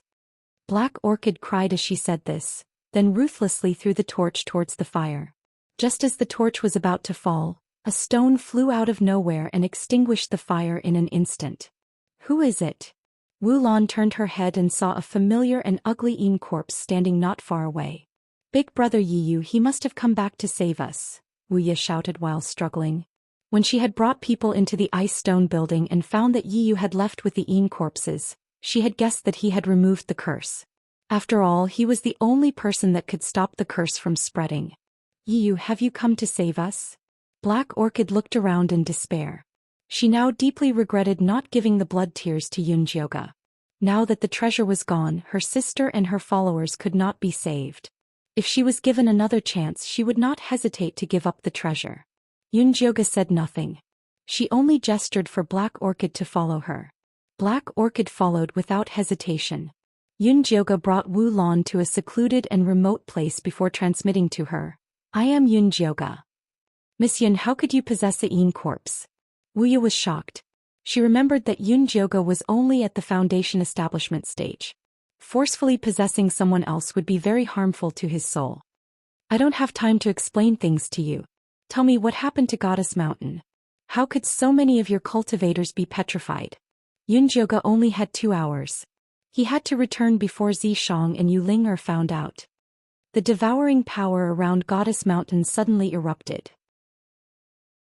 Not only did it suck dry the spirit veins of the mountains and rivers nearby, it even snuck into our valley and devoured the cultivation of many cultivators. Black Orchid's mood was incredibly heavy.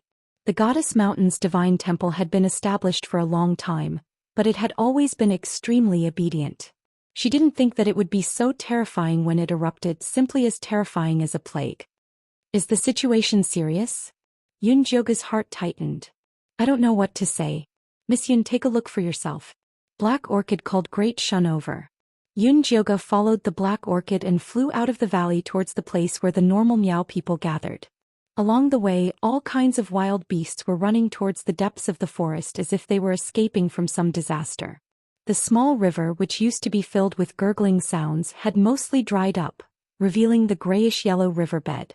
The poor Miao people knelt by the riverside with looks of despair on their faces, praying for the river to flow again. Miss Yun were not the only cultivators in the 100,000 mountains. There are also many normal people. That woman in the divine temple devoured the spirit veins and stole resources. If this continues, the people will be plunged into misery and suffering and corpses will be everywhere. I beg you to help me get rid of her. Black Orchid suddenly knelt down and bowed deeply to Yunjioga. Yunjioga released a gentle force to support her knees and said, if you really have the heart, then help these living beings. I'll think of a way to deal with the divine temple. With that, she jumped off Great Shun's back and flew back to the divine temple. After Yunjioga placed Yi Yunji in Yi Yu's house, her soul returned to her body. Are you crazy?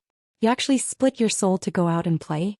If your soul is destroyed, you'll be an idiot for the rest of your life. Zishang looked at Yunjioga furiously. Seeing that Yunjioga wasn't moving in the water, he thought that something had happened to her. He didn't expect her to split her soul and go out. Yunjioga didn't say anything and only looked at him coldly. What's wrong? Zishang sensed that something was wrong. You know what Yu Ling did, right? The outside world was already in chaos, and she didn't believe that Zishang didn't know anything. What did Yu Ling do? Didn't she just make a medicinal bath for you? Zishang turned his head slightly and avoided Yunjioga's gaze. She used other people's lives to help me make a medicinal bath, and you say that's all? Yunjioga angrily slammed her palm on the water, and the dark red medicinal liquid splashed onto Zishang's handsome face. You didn't ask her to do it. Even if the Tao of Heaven blames her, it won't be on you. Zishang was expressionless. Cultivators fought against the heavens, and it didn't matter what method they used as long as it worked. Yunjioga knew that Zishang was a bit cold towards the people of the world, but she didn't expect him to be this cold.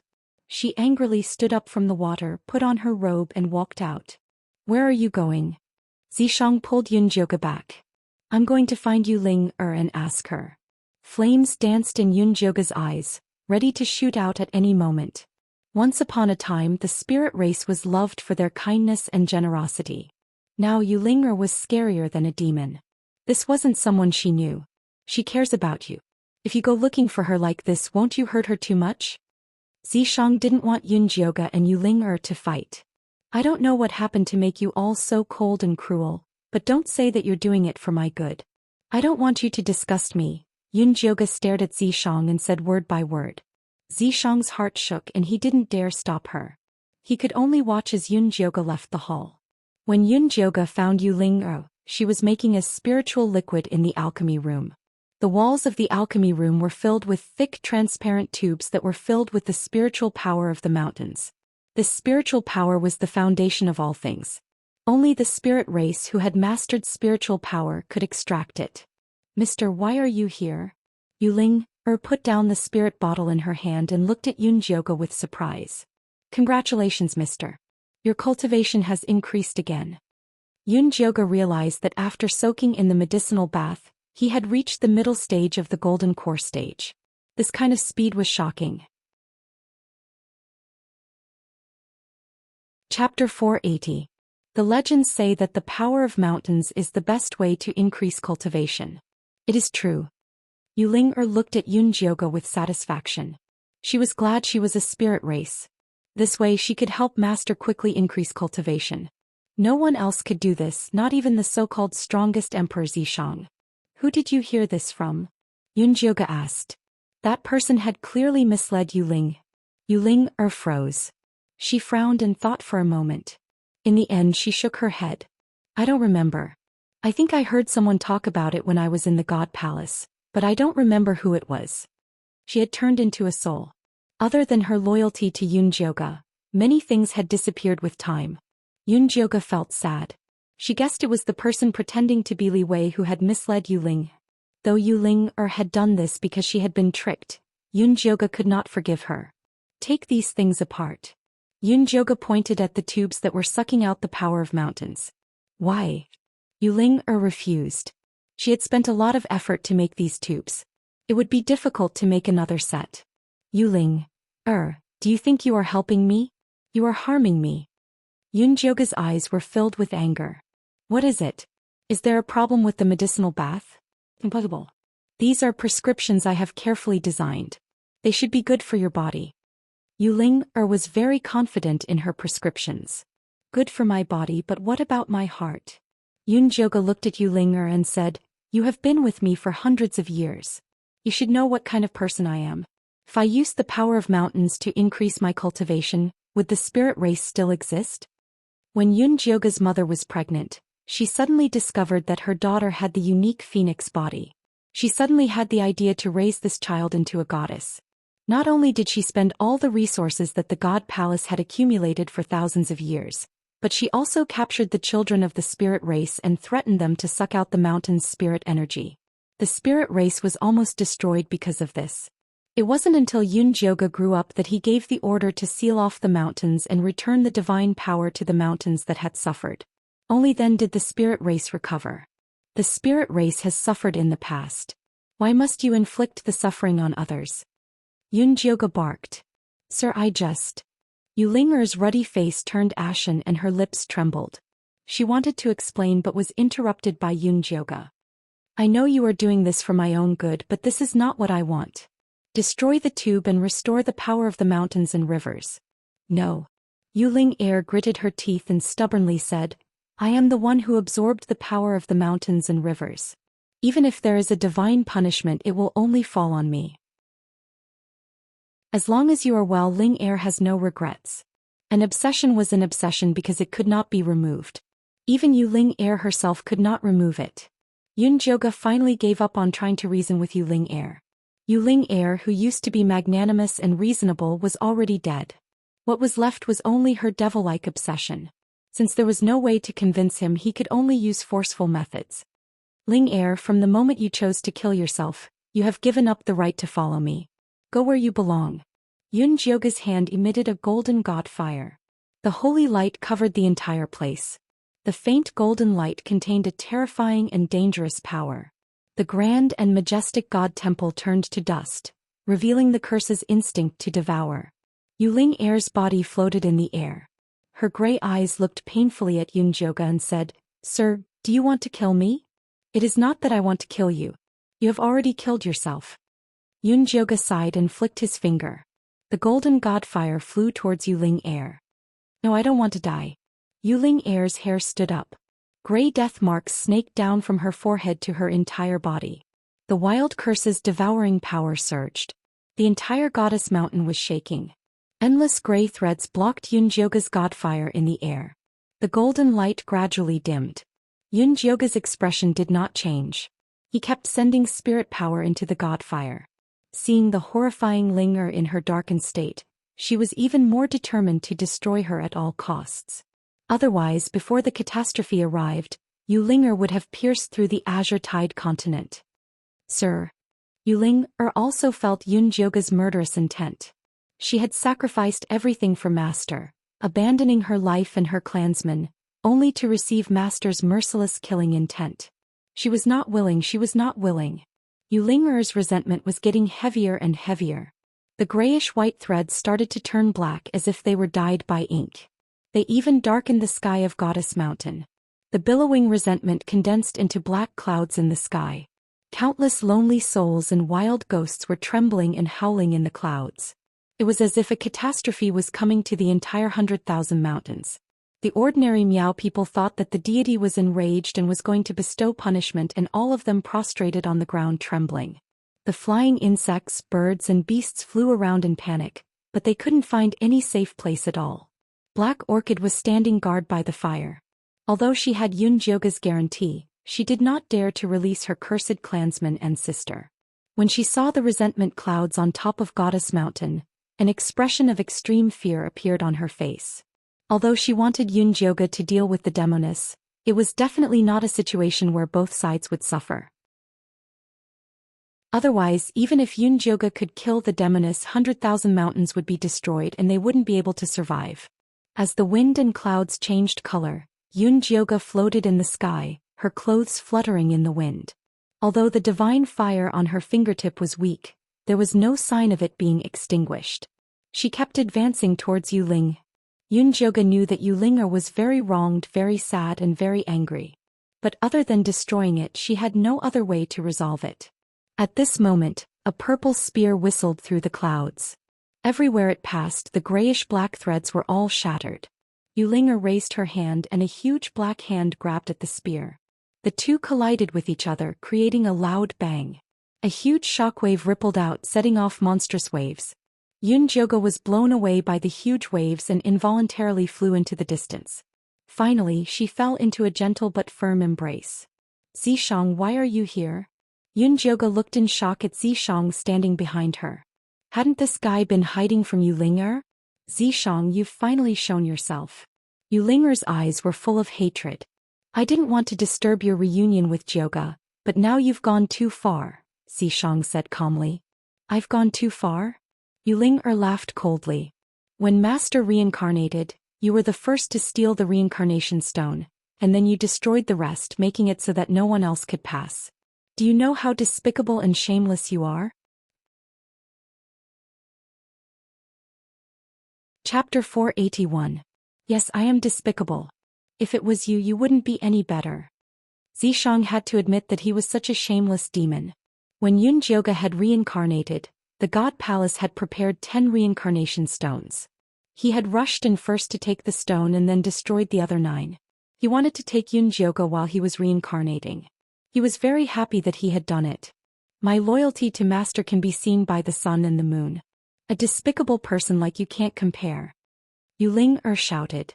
Your loyalty is to fight against Lady Goddess? You've really broadened my horizons. Zishang laughed coldly and said proudly, no matter how despicable I am, at least I always listen to her. You, on the other hand, dared to attack the goddess. If this was the God Palace, you would have been skinned and your tendons pulled out. I did not. Yulinger screamed. Her resentment exploded and dyed the gray threads of the curse black. Stop talking. Yunjioge couldn't help but pull Zishang. She finally knew why Zishang hadn't come out before. He was a disaster. As soon as he came out, he made Yulinger go crazy. Don't worry. I know what I am doing. Zishang patted Yunjioge's hand and then said to Yulinger, you say you are loyal to Master, but you can't even give her what she wants. What right do you have to stand next to her? The most important thing to master is the Sun of Life. Can you afford it? Yu Ling said with disdain. If you could, you wouldn't be like this. You are wrong. I have already given her the Sun of Life, Zishang said shamelessly. Zishang boasted shamelessly. Not only was Yu Ling shocked, but even Yun Jioge was shocked. Sun of Life? What the hell was that? Was it the egg in her stomach? Impossible. Yu Ling denied it. Back then Yun Jioge had been obsessed with the Sun of Life. All the elite men of the races had filled up the harem. Yun Jioge's status was so high that he couldn't pamper them all. Yu Ling had taken people to test them and use their life essence to cultivate. But she had never succeeded. That's right. When did I get pregnant? Why didn't I know about it? Yun Jioge could not help but send a voice transmission to Zishang. No one knows what the Sun of Life looks like. All they know is that it will crawl out of your stomach. If you say the egg in your stomach is the Sun of Life, no one will doubt it, Zishang replied firmly. You want me to lie to her? Yun Jioge was enlightened. Do you have a better idea? Zishang asked. All right. Yun Jioge made up his mind. She did not want to fight with Yu Ling. It would be best if they could settle this peacefully. When he thought of this, Yun Jioge decided to join forces with Zishang to lie. She touched her flat belly and said to Yu Ling, Yes, I am pregnant. I don't believe it. Yu Ling widened her eyes. You can take a look if you don't believe me. Yun Jioge bit the bullet and said. Yu Ling stared at Yun Jioge's abdomen. She saw a small white egg inside. Under her body was the soft red carpet made from her tears of blood. Is this the Sun of Life? Yu Ling looked at the white egg. She looked like she was crying and laughing at the same time. She had tried so hard to help Yun Jioge achieve something she could not. Zishang had easily succeeded. Everything she had done was so laughable. What obsession. What protection. It had all become a joke. Yu Ling, you should know about the goddess's divination. As long as she is pregnant with the Sun of Life, she will be able to save the world. Now that the goddess has gotten what she wanted, you are stopping her. You are not helping her, you are harming her. Zishang continued to press on. Every word he said hit Yu Ling-er's heart. So this is all my fault? Yu Ling-er's body flickered between white and black. Yun Jioge could not help but feel nervous. Whether or not she could succeed depended on this moment. If Yu Ling-er continued to be evil, they would have to fight to the death. That was not something she wanted to see. Just then Zishang added, Yu Ling-er, I know you want to stay and protect the goddess. There is a way to make up for your mistake. What is it? Yu Ling-er looked at Zishang. I heard that the spirit race has a secret technique that can transform spirits into protective threads. Zishang said calmly. Zishang. Yun Jioge interrupted Zishang. He was going to turn Yu Ling-er into dust and scatter her soul. Okay. Yu Ling-er nodded and smiled sadly at Yun Jioge. Sir, I was wrong this time. Please do not be angry. Ling-er, you can still reincarnate. Come find me again. Yun Jioge did not want to see Yu Ling-er disappear forever. If I reincarnate again, I will not be Yu Ling-er. Sir, let me accompany you for the rest of your days. Yu Ling-er smiled and closed her eyes. Her body began to dissipate, turning into specks of starlight. They all merged into the curse and the devouring threads. Finally, they condensed into a pale gold thread like moonlight that fell onto Yun Jioge. The resentful clouds dissipated. Golden sunlight pierced through the clouds and illuminated the entire 100,000 mountains. The statues of the 5 poison sect fell to the ground, revealing the people with blank faces. Chun Sanyong found her ball of thread lying on the ground. She still did not understand the situation. Wu Lan found the lime on her sister's body falling off and quickly helped her down from the fire. Spirit power returned to the mountains and rivers. The river surged again. The Miao people cheered. The fish, insects, birds and beasts also shouted happily. Yun Jioge looked at the pale gold thread wrapped around her hand with a complicated expression. This is the sky-level spirit thread condensed from Yu Ling-er's soul power. After you put it in your dantian, it will be of great benefit to your cultivation, Zishang said softly. Didn't you think of all this a long time ago? Yun Jioge looked up at Zishang. This is the best ending for her. Zishang did not deny that after he found out Yu Ling-er had become a spirit, he had been thinking of turning her into a sky-level spirit thread. Despicable. Yun Jioge scolded fiercely. He could not feel any hatred. After all, Everything Zishang did was for her. Thank you for the compliment. Zishang did not hide his despicable and dirty heart. As long as he could make Yunjioge stronger, no matter how despicable he was, it would not be too much. Yunjioge was too lazy to talk to him. She put the moon spirit thread back into her dantian and turned to look at the collapsed temple. She saw Yi Yunji helping Yi climb out. Young miss, what happened? Yi climbed out of the ashes and looked around with a dazed expression. He was shocked to find that he was already at the middle stage of foundation establishment. He only remembered that after he left the valley with the Yin corpses, he was caught in a gray net and dragged away. He did not remember anything after that.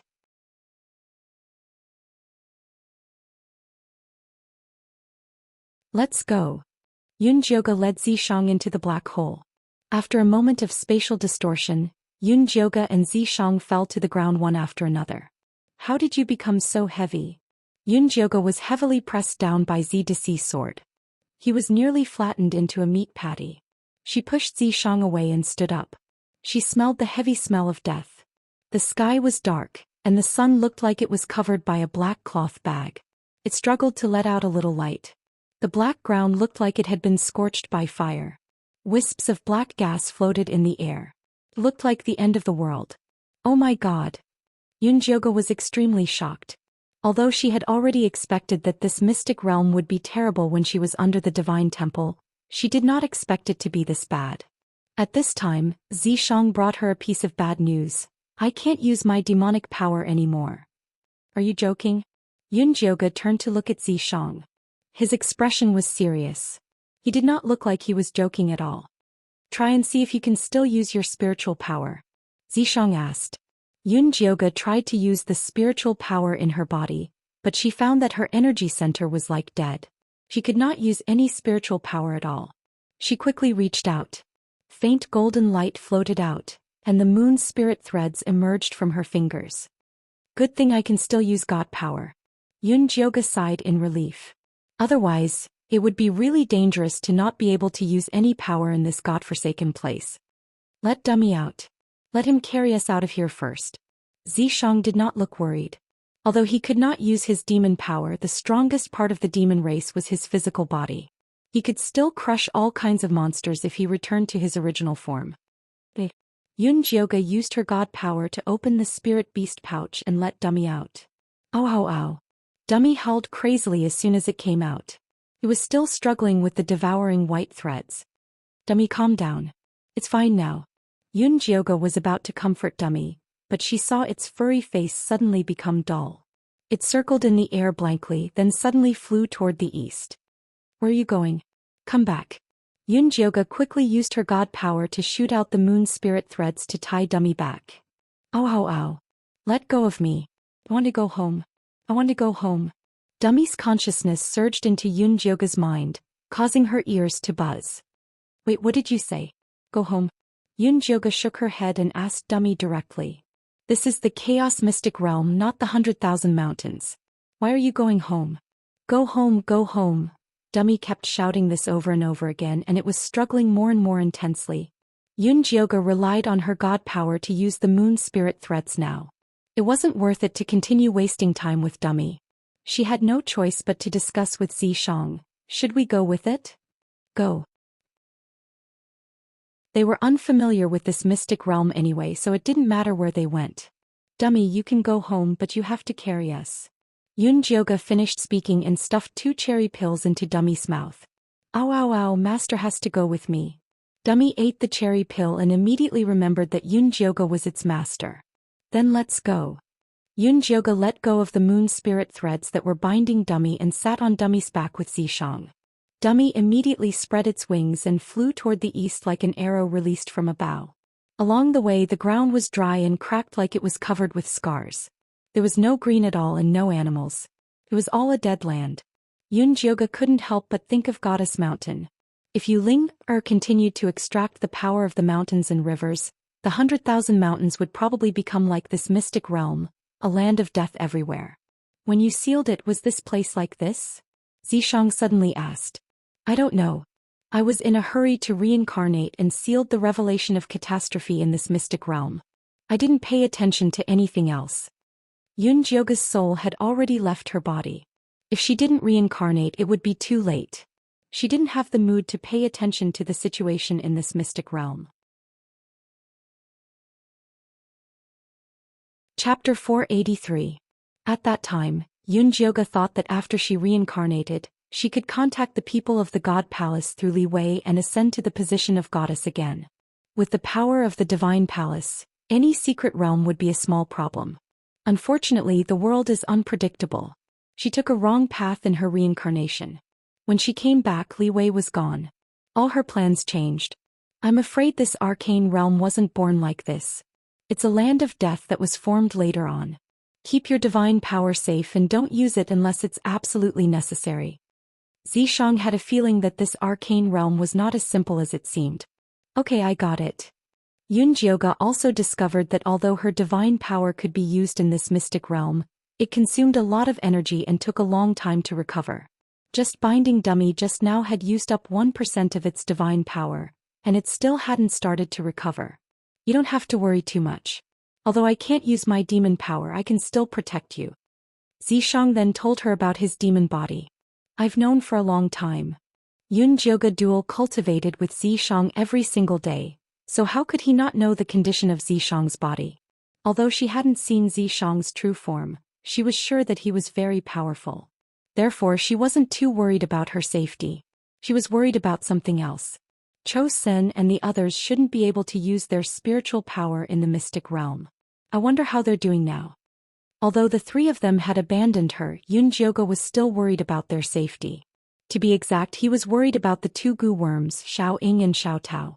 She had already decided that if she saw Nangong Li and Bailey Moyun, she would retrieve her goo worms and beat them up before severing all ties.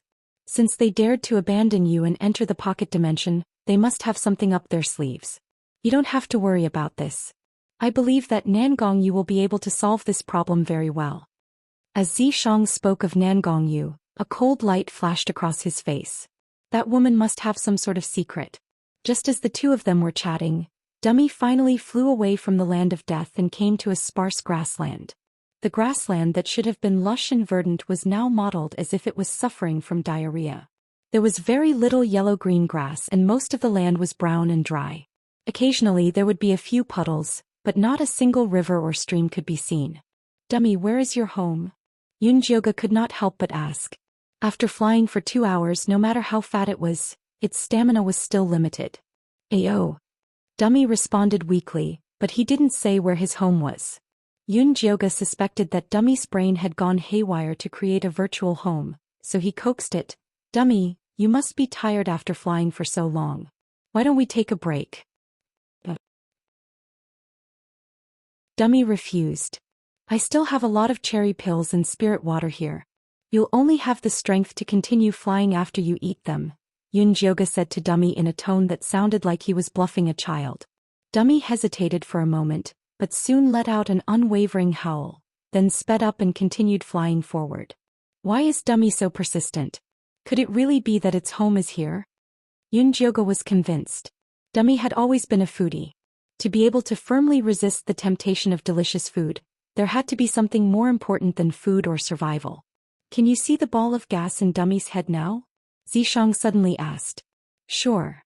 Yunjioga gathered his divine power between his eyebrows and opened his spirit eye to look at Dummy's head. The strange energy that was originally mixed with gold and ash changed its appearance. The golden light expanded and blocked out all the gray light. However, the gray light was very persistent and stuck to the surroundings. There was no way to get rid of it. Yunjioga told Zhixiang what he had seen. Zhixiang nodded and said, That's right. Dummy should be a native of this arcana land. For some reason he ran to the 100,000 mountains. He had a lot of spiritual power outside, so his power was suppressed. He only recovered after returning here. So as long as we find his family, we'll be able to understand the situation in the arcana land? To them this was like a timely rain. Yunjioga's spirits were lifted. Dummy's appearance by his side must have been preordained by fate. Yes, but before that let's let him rest first. Otherwise, he'll die of exhaustion before he can find his home. Zhixiang looked at Dummy's red face and felt like it was going to stop breathing at any moment. Dummy, I'm not feeling well. Quickly put me down to rest. Yunjoga changed his strategy. He pressed down on Dummy's head and used his spirit mark to suppress it. After signing a master-servant contract, a spiritual beast must prioritize its master's safety. Dummy had no way of disobeying this iron law. He could only find a hill to land on unwillingly. This hill was not very tall. There was a lot of greenery. There were trees scattered around it, but the bark and leaves were dark red. Feed it. Yunjoga took out the cherry pill and spirit water from her storage bag and handed them to Xiang. Xiang frowned. He had never raised a spiritual beast before and he did not like it.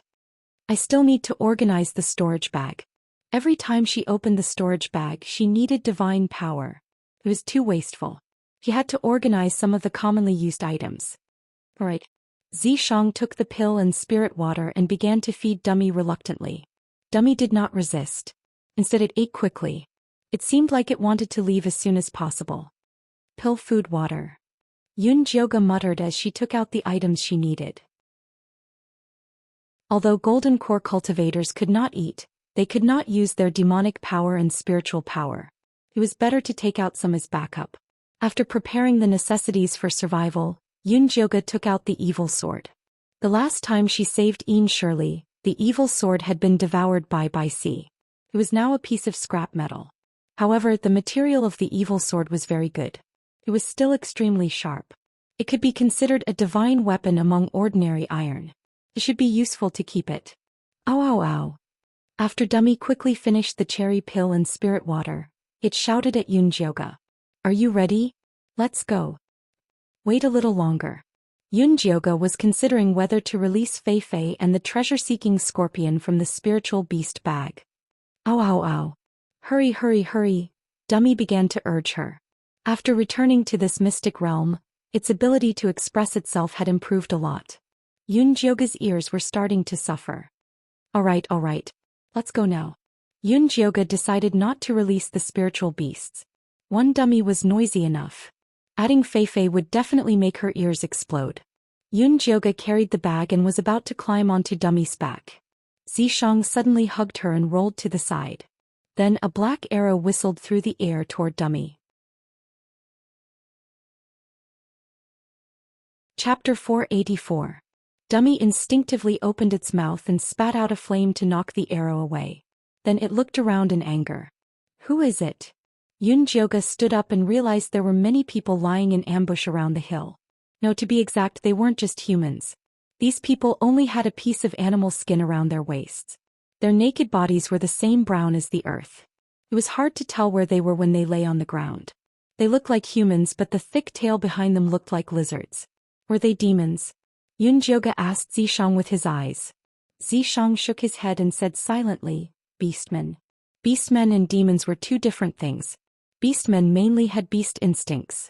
They would have beast marks on their bodies and acted like wild beasts. Demons, on the other hand, could cultivate inner cores. They had the possibility of becoming demon immortals. They were much more advanced than beastmen. Lady, don't be afraid.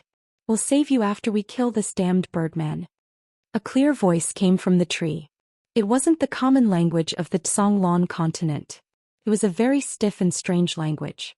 Fortunately, Yunjoga activated his talent of the spirit of speech after putting away the demonic cauldron. He could naturally understand them. Yunjoga looked in the direction of the voice and found a leopard youth on a big tree in the distance. It had fluffy brown hair, round ears, deep facial features, wheat-colored skin, and faint golden spots on its face and body. It wore a piece of cloth around its waist and had a long tail behind it. Wait, are you misunderstanding something? This is my spirit beast mount, not some birdman, Yunjoga said loudly. Your mount. The leopard youth stilled and then shouted, You must have been tricked by it. It's not a mount. It's the prince of the eagle race, Ling Fei. Lady, among the beastmen only Ling Fei can completely transform. He's also very fat. You should have heard of this rumor. A lizard youth stood up from the ground. He looked no different from a human. Other than his ears that were open like umbrellas, his facial features were very handsome. He wasn't inferior to the leopard youth. The avians don't have any females, so they go around snatching women from other races back to Eagle Cliff. When they lay eggs, they eat them. They are the cruelest and most vicious race in the world. The young panther shouted angrily. That's right, young lady, you mustn't be fooled by him, the lizard man chimed in. Dummy, you're so bad. Yunjioga couldn't help but pat Dummy's fat head. Awoo, let's go home. Dummy didn't even look at the two orcs. He was focused on delivering the message to Yunjioga. Go home with Dummy first, Xianxia said to Yunjioga telepathically. These beastmen aren't good people either. Why do you say that? Yunjioga asked curiously. She felt that these beastmen were quite nice. At least they were willing to save her, a woman they had never met before. Look at their eyes carefully. They are full of hunger and greed. It is probably one of their traditions to bring women back to lay eggs and eat them, Xianxia said. Yunjioga then looked at the other lizard men lying on the ground. These lizard men were different from the two who had just spoken. They were rational and handsome. They looked more like wild beasts. Their bodies were thin and dry, which was the result of long-term starvation. They looked at Xianxia and Dummy with greed and desire in their eyes. It was as if they were looking at two big pieces of fat meat. However, none of these lizard men looked at Yunjioga. It was as if she already had a master and could not be offended. If Dummy is really the Eagle Prince, then you can be the master of the Eagle clan. I believe they will be more reliable than these orcs, Xianxia said. Alright, let's go back with Dummy first. Yunjioga made a decision in an instant. She then used her divine sense to send a telepathic message to Dummy. Dummy, let's go. Dummy immediately spread its wings and flew into the sky. Xianxia carried Yunjioga and jumped onto its back the moment it flew. The whole process took only 2 breaths. The orcs surrounding them did not expect them to run away without saying anything. It was too late to shoot arrows. Damn it! The leopard youth was so angry that his tail bristled. If he had known earlier, he would have shot Ling Fei before it ran away and then taken the woman away. It's okay. They must have returned to Eagle Cliff. Let's go back and report to the goddess first. Then we'll send people to guard the exit of Eagle Cliff. The lizard man was very calm and spoke in an orderly manner. But in that case, the credit will most likely be divided equally. The leopard youth's face was filled with unwillingness. If they could catch that beautiful woman, the reward would be enough for their 2 tribes to live for a long time. Dividing equally is better than losing our lives. You know the situation now. We can't go to Eagle Cliff. The lizard man sighed. It was worth it to be alive now. Alright. The leopard youngster nodded unwillingly. The Arcana land was full of death aura. There were death swamps everywhere. Even the strongest warrior could not pass through safely. They could only rely on the divine power of the oracle. After the leopard youth and the lizard man finished discussing, they quickly retreated down the hill and left in the opposite direction of Yunjioga. At this time, Yunjioga and Xianxia had already arrived near Eagle Cliff on Dummy's back. Dummy didn't know if it was because it was too close to home, but it kept circling in place, unwilling to fly into the black cliff. Why don't we greet them first? Yunjioga asked. Sure. Xianxia nodded. Then he took out a stone from somewhere and threw it at the black cliff. With a bang, a hole was smashed in the cliff. Hey, who smashed my nest? A thunderous voice sounded. 2 figures flew out from the originally silent black cliff and blocked Yunjioga and Xianxia from the front and back. Yunjioga looked at the 2 orcs in front of him, who were flapping their wings and holding spears. He felt that the leopard youth was right. They were indeed birdmen. It's a big beauty. The leader was a big man with a messy beard. The wings on his back were golden with blue patterns. When he saw Yunjioga, he immediately said in surprise, "This big beauty is mine." As they wait, a fair-skinned birdman with long eyebrows and thin eyes, who looked more like a military counselor, pulled him back. He pointed hesitantly at Dummy at Yunjioga's feet and said, "Is this Dummy His Highness Ling Fei? Prince Ling Fei?" Aze was stunned and carefully looked at Dummy. In the end, he said in shock, "It's really His Highness Ling Fei. His Highness is so awesome. After disappearing for so long, he could still kidnap a beautiful girl back." His words were full of admiration. Chapter 485. He decisively pulled Aze to the side and looked at Yunjioga vigilantly. "I wonder which race this girl is from and where did you find His Highness?" "You don't need to know which race I am from. All you need to know is that I have signed a master-servant contract with His Highness." Yunjioga was testing their attitude towards Dummy. "Impossible!" Aze yelled. How could His Highness sign a master-servant contract with someone else? That's impossible. The military advisor wasn't as excited as Aze. He looked at His Highness and noticed that his eyes were dull. He was clearly not in a normal state. Lady, why don't we go into Eagle Cliff? The military advisor invited Yun Jioga sincerely. Your prince doesn't seem to want to go in. Yun Jioga patted Dummy's head and asked if he wanted to fly to Eagle Cliff. Dummy shook his head decisively and flew in the other direction. The military advisor and Aze immediately followed. Dummy flew to a wide cliff not far away, and then landed comfortably in a large round nest. The big nest was covered with a thick layer of smooth white stones. There was even yellow hay on top of it. It looked very comfortable. His Highness made this nest himself. He likes to sleep in it. Aze looked at Dummy, who was lying in the nest with his eyes closed. He was certain that this was their heartless prince.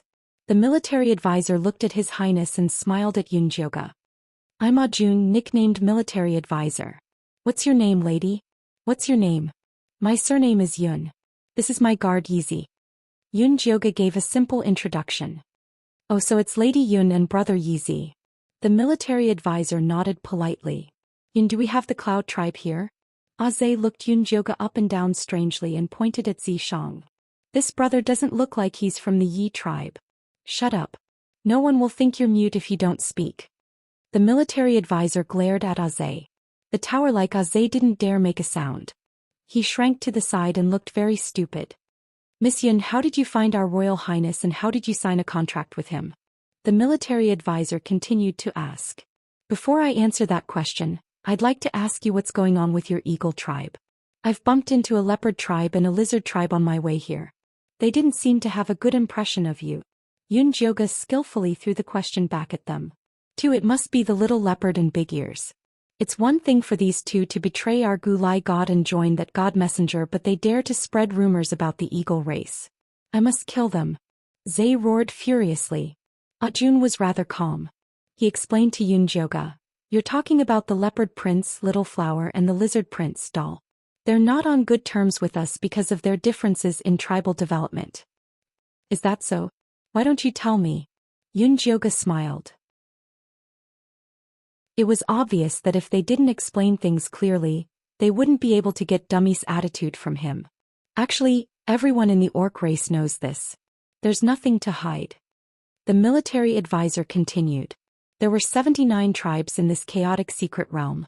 In the past, due to sufficient food, everyone lived peacefully without any conflicts. Until more than a decade ago, a black death chi rain suddenly appeared in the secret realm.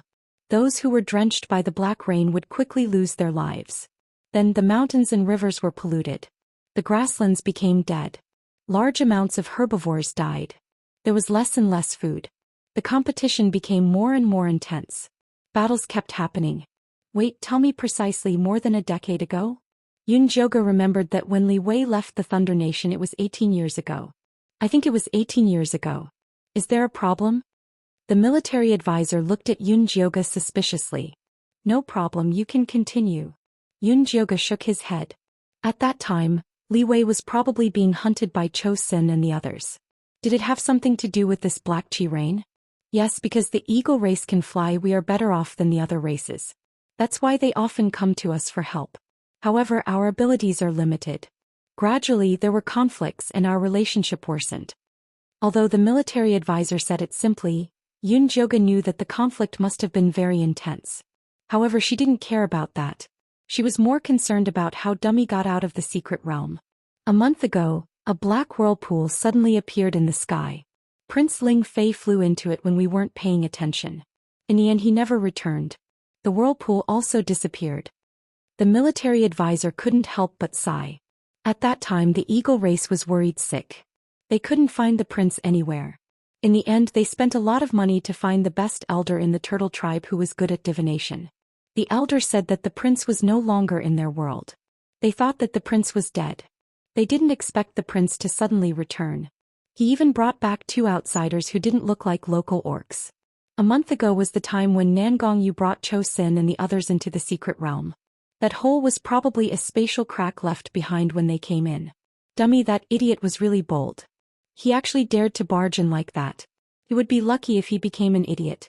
Yunjioga helplessly looked at Dummy, who was squinting his eyes and lying comfortably on the nest. If he didn't meet her, this fatty would probably live the rest of his life in the outside world. Miss Yun, we're done talking. It's your turn, the military advisor said. You should have already noticed that we aren't from this secret realm. Actually, we came in from the 100,000 mountains outside. Your prince must have injured his brain when he passed through the barrier space. He has already regressed to the instincts of a beast. Yunjioga tapped her temple. The tunnel that Dummy found was probably just a spatial crack. He was already very lucky that he only became an idiot after passing through it. Miss Yun, do you have a way to help our prince regain his consciousness? The military advisor asked nervously. The prince was very important to them. An idiot couldn't possibly survive in the chaos secret realm. I can only try, but I can't guarantee anything. Although Dummy was much better after returning to the chaos secret realm, Yunjioga didn't dare to guarantee anything. Miss Yun, as long as you can save our prince, the eagle race is willing to be loyal to you, the military advisor said seriously. Hey, Ajun, if Elder Bai hears this he will definitely beat you to death, Aze quickly yelled. The eagle race had been free for so many years and had never been loyal to anyone. Even in times of difficulty they didn't yield. Now that they suddenly found a random master, wouldn't they become a joke to the other orcs? Chapter 486. I will only persuade Elder Bai.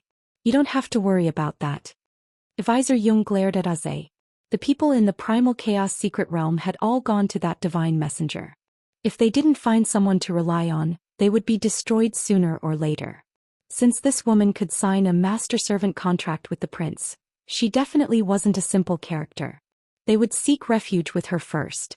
If that didn't work, it wouldn't be too late to betray them. Up to you. Elder Bai is your grandpa. He'll believe whatever you say. Aze surrendered. Doesn't the Eagle clan have a clan leader? Yunjioga could tell that Elder Bai was in charge of the Eagle clan. This was different from what she expected. The clan leader sacrificed himself to protect our people in the Black Rain 20 years ago. Elder Bai raced the prince, Advisor Jung said with a pained expression. I see. Then I'll have to properly greet this Elder Bai. Yunjioga originally thought she could build a good relationship with the clan leader with Dummy's identity. Now that it was Elder Bai, she had to reconsider. If Elder Bai didn't want to say anything, she would just leave. Elder Bai also really wants to see you and the prince. Please come with me. Advisor Jung stood up and looked at Dummy. Dummy, go see your Elder Bai. Yunjioga patted Dummy's head. Dummy reluctantly got up from its nest and carried Yunjioga and Zishang back to Eagle Cliff. There were birdmen of all sizes standing at Eagle Cliff. They were very happy to see their prince return. They all cried out in joy. A white-haired birdman stood in the cave and waved at them. That was probably Elder Bai. He was skinny and had dark skin.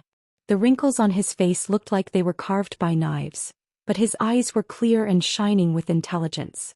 His wings had turned snow white. That was the color of an old man. Dummy automatically flew over to the birdman and studied him. His eyes flashed with familiarity and confusion. Your Highness, I warned you again and again not to go near that black hole. Why didn't you listen? Elder Bai reprimanded Dummy the moment he saw him. Roar, roar, roar.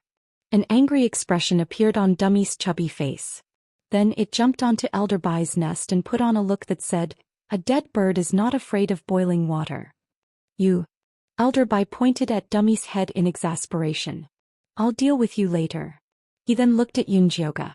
Elder Bai, this is Miss Yun and her bodyguard, Brother Yizi. Miss Yun has already signed a master-servant contract with His Highness Ling Fei. She will do her best to help us treat His Highness. Military counselor's simple words contained many meanings. Elder Bai understood immediately. He looked kindly at Yunjioga and smiled. Miss Yun, since you are His Highness Ling Fei's master, you are equivalent to the Cliff Master of Eagle Cliff. I welcome you on behalf of Eagle Cliff. Elder Bai is too polite. Yunjioga hadn't expected that he would be able to subdue Eagle Cliff's beastmen so easily. Miss Yun, since you have accepted the position of Cliff Master, please help us get out of this predicament. Elder Bai tearfully spoke of Eagle Cliff's difficulties. During the 20 years of the Black Rain, Although the Eagle clan relied on their flying ability to obtain food more easily than the other clans, because they often flew in the sky, they came into contact with a lot of death aura. The lifespan of the Eagle clan was getting shorter and shorter. They used to live up to 100 years old, but now they were at most 80 years old and it was still decreasing. However, this wasn't the main point. The main point was that the Eagle clan's birth rate was getting worse. Even if they were born, they would be very weak. Many would die before they were 10 years old. Cliff Master, please help us think of a way. Otherwise, our Eagle clan will be destroyed. Elder Bai looked at Yunjioga with anticipation. I see. Yunjioga was relieved to hear Elder Bai's words. If the Eagle clan really treated her as their master without any grudge, she would probably be on tenterhooks. Now that she had a favor to ask, she felt more at ease. She said, "Take me to see the children first." Heh. Elder Bai quickly nodded and flew forward personally. What about His Highness Ling Fei? Zhe looked at Dummy, who was starting to fall asleep again in Elder Bai's nest. His Highness is plump and strong, so there won't be any problems in the short term. Let's wait until Miss Yun is free in case he wakes up and comes looking for trouble again. Elder Bai only glanced at Dummy indifferently, looking as if it was good that Dummy was not dead. Zhe thought about it and couldn't help but nod. Elder Bai was right. His Highness had been full of energy since he was young and had caused countless troubles. It was best to let him rest for a while. Miss Yun, this is our nursery. The children inside are all problematic. Elder Bai brought Yunjioga to a large hole on the side of the cliff. There were 7 to 8 children around 5 or 6 years old lying inside. They were all sallow and emaciated. The feathers on their wings were sparse. They looked like little chickens that had the plague.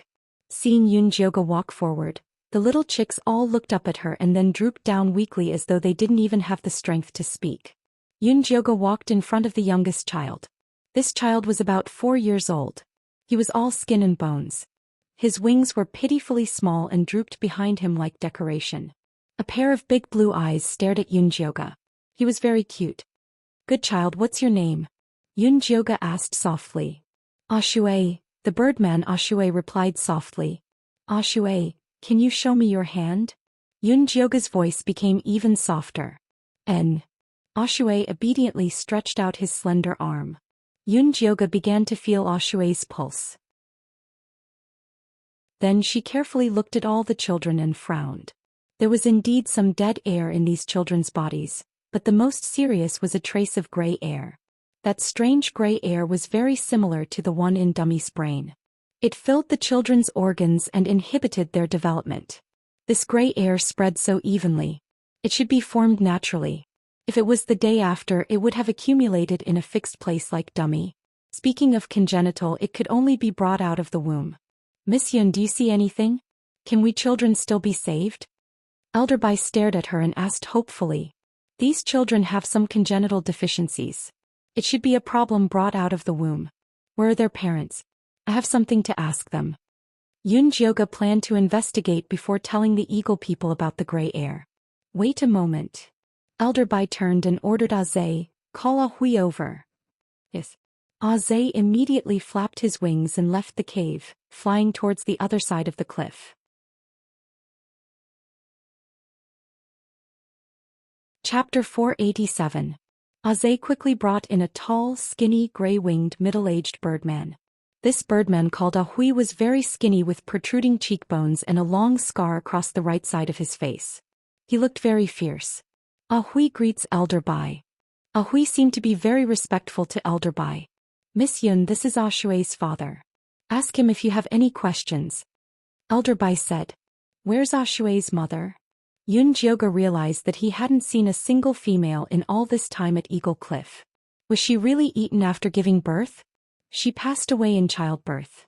Although Hui's voice was cold, his eyes flashed with real pain. It could be seen that he still had feelings for his wife. Sorry. Yunjioga lowered his voice and asked, Then do you remember what your wife ate when she was pregnant with Ashue? Yes. Hui nodded and said, her appetite was very bad and she didn't want to eat anything. I specially went to Blue Water Lake to find the freshest gaga grass for her. Later on, her appetite gradually improved. She ate mountain spiders, bamboo rats, long snakes with us. The number was as clear as ash. The more Yunjioga listened, the more speechless he became. These things didn't sound nutritious. How could a pregnant woman eat this every day? Ah Hui very sensitively noticed Yun Jioga's thoughts and said with some anger, "This was the best I could find. Many pregnant females didn't eat as well as she did." That's right, Ah Hui was a hunter. It was winter then and food was very difficult. A few elders in our tribe almost starved to death. Elder Bai sighed. Their eagle tribe was the king of the sky, but they couldn't let their people survive the cold winter. What a shame. Okay, can you show me the food? Yun Jioga corrected his wrong thoughts. This wasn't the rich 100,000 mountains but a barren land ravaged by death chi. Finding food here was probably harder than ascending to heaven. We have stock in our warehouse. I'll show you. Elder Bai brought Yun Jioga to the Eagle tribe's warehouse. The warehouse that was opened up in the cliff was very big and very cold. However, there was too little food so it looked very empty. Last winter the snow came very quickly. We almost couldn't make it because we weren't prepared enough. That's why we started preparing supplies early this year. These are the food specially prepared for pregnant women. Elder Bai opened a big wooden box. Inside there were dried spiders, poisonous snakes, field mice and other things. Yun Jioga's face couldn't help but twitch. Could such a small amount of food fill his stomach? It seemed that the survival of the beastmen was much more difficult than she had imagined. These are the food that our eagle tribe often eats. Also, this gaga grass is especially loved by pregnant women. It only grows in the Naga tribe's territory near Blue Water Lake. Every time we go there we have to fight them to get it. Elder Bai took out a handful of sugarcane like black grass as if he was presenting a treasure. Yun Jioga took it and smelled it. Then he broke it off and tasted it. There was a hint of fishy smell in the sweetness. She opened her spirit eye and found that the gaga grass contained traces of gray gas, just like the ones in Shui and the others' bodies. It seemed that this was the reason why the children were so weak. You said that this gaga grass grows in Blue Water Lake. What kind of place is Blue Water Lake? Yun Jioga asked as she put down the gaga grass. Blue Water Lake is the largest lake in the land of chaos. When the black rain comes, every tribe will send 10 warriors to protect Blue Water Lake. That's why the water there is the cleanest. Every tribe has its own territory in Blue Water Lake. However, the gaga grass only grows in the Naga tribe's territory, Elder Bai explained. I want to see the gaga grass. Yun Jioga felt that something was wrong. This Blue Water Lake wasn't polluted by the death aura. How could the gaga grass grow the same gray gas as the one in Dummy's brain? Yun Jioga felt that she had already found some clues. As long as she continued to investigate she would find out the truth. You want to see the gaga grass?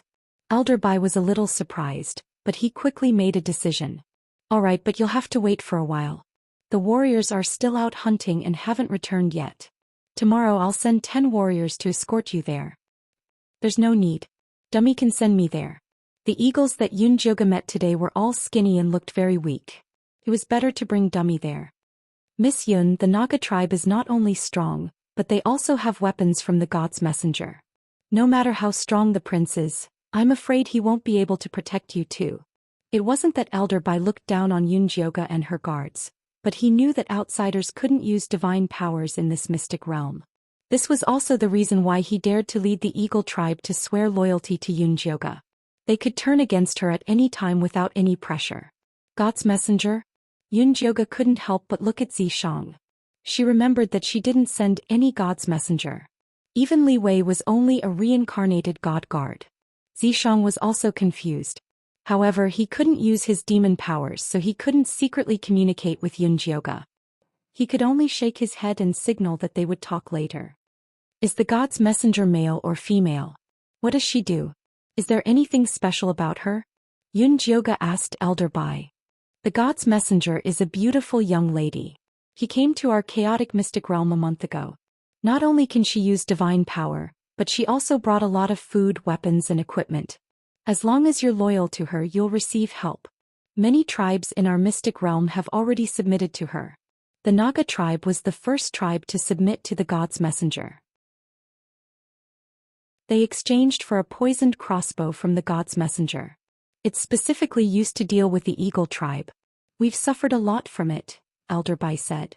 If this god's messenger is so good, then why did the Eagle tribe submit to her instead of me? Yunjioga didn't think that she had any kind of charm that could charm Elder Bai. There's no free lunch in this world. I don't believe them. If His Highness hadn't signed a contract with you, I wouldn't have believed you either. Elder Bai revealed a wise smile. The prince was now an idiot. Even if he was powerful, he was still easily bullied and humiliated. However, he ate well and trusted Yunjioga. He knew that he was living a good life. He believed that a person who was good to his stupid mount couldn't be that bad. All right. Since the Naga tribe is so powerful, then I have to meet them. Don't worry, I have a way to deal with them. Yunjioga guessed that this god's messenger was Nan Gongyu. Sure enough, this woman had come prepared. Yunjioga wondered what kind of weapons she had provided the Naga race would look like.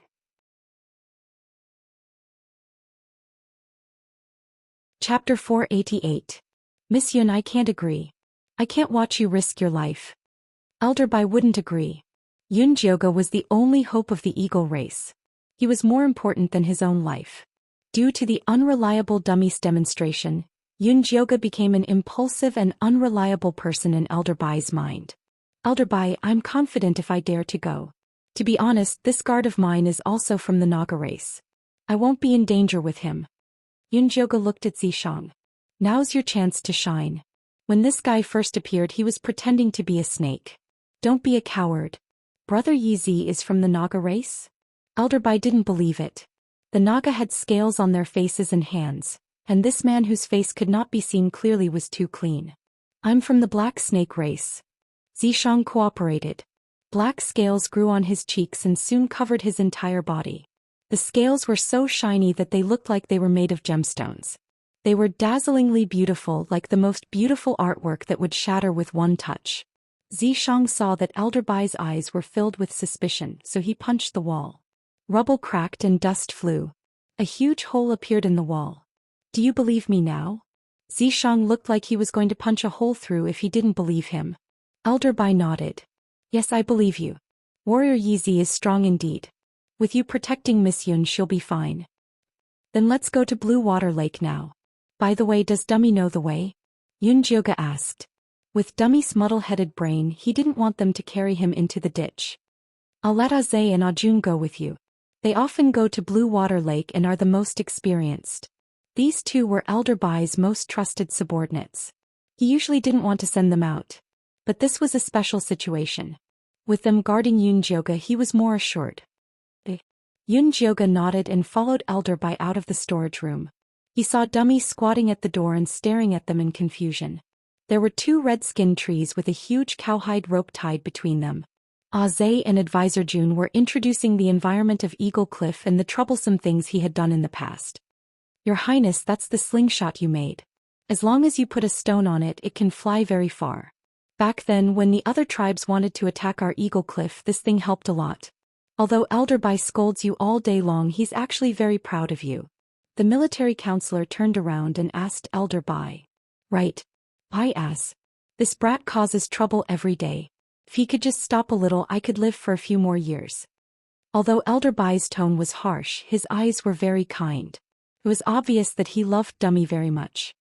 Ayo. Bullshit. Dummy started howling like a beast, but other than Yun no. Yun. Elder Bai could not help but sigh when he saw Dummy like this. Yun, he Yun Xiaomingt. T Prince Yun he Yun. T do say Yun and Yun he T. Miss Yun, please save His Highness, Elder Bai begged. Don't worry, Elder Bai. I'll do my best. Yunjioga nodded. Dummy is my mount, but I've always treated him as one of my own. Even if he wakes up and wants to stay at Eagle Cliff, I'll let him go. Yunjioga had always been very lenient with his spirit beasts. Miss Yun, you're such a good person. Elder Bai had been worried that Yunjioga wouldn't save him in order to restrain the prince. Hearing this, he realized he was being too petty. Good people don't live long. That's not a compliment. Yunjioga smiled and patted Dummy's head. Dummy, do you know how to get to Blue Water Lake? Ow. Blue Water Lake? Could it be eaten? Dummy tilted his head and looked at Yunjioga. There's a type of black, fragrant and sweet grass there. It's planted in the territory of the Nagas, Yunjioga explained. Ow. I know where to find tasty grass. Dummy nodded immediately. Aze, Ajun. Accompany Miss Yun and Warrior Yizi to Blue Water Lake to find the Gaga grass. You must protect Miss Yun, Elder Bai ordered. Yes.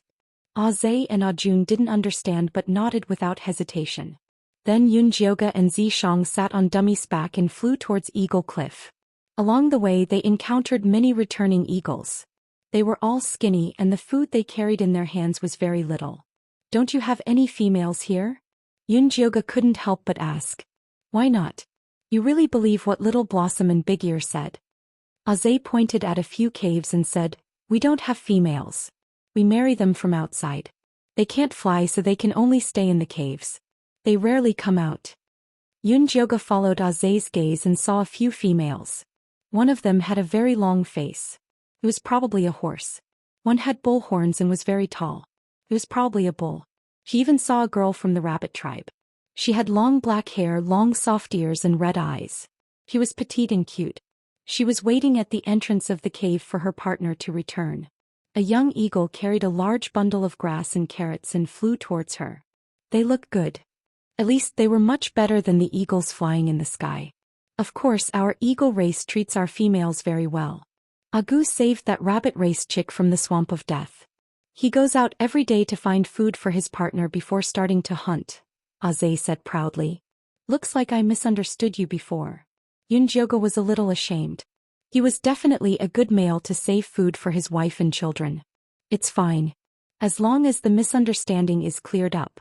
Miss Yun, you must find a partner like this in the future. Our prince is a little unreliable but he's very capable. He can always find a lot of food. He's also the only orc in our secret realm that can completely transform. Even Elder Bai said he's a child favored by the gods. Zhe kept promoting how brave and powerful his prince was. I believe that. Yun Jioga stroked Dummy's messy hair.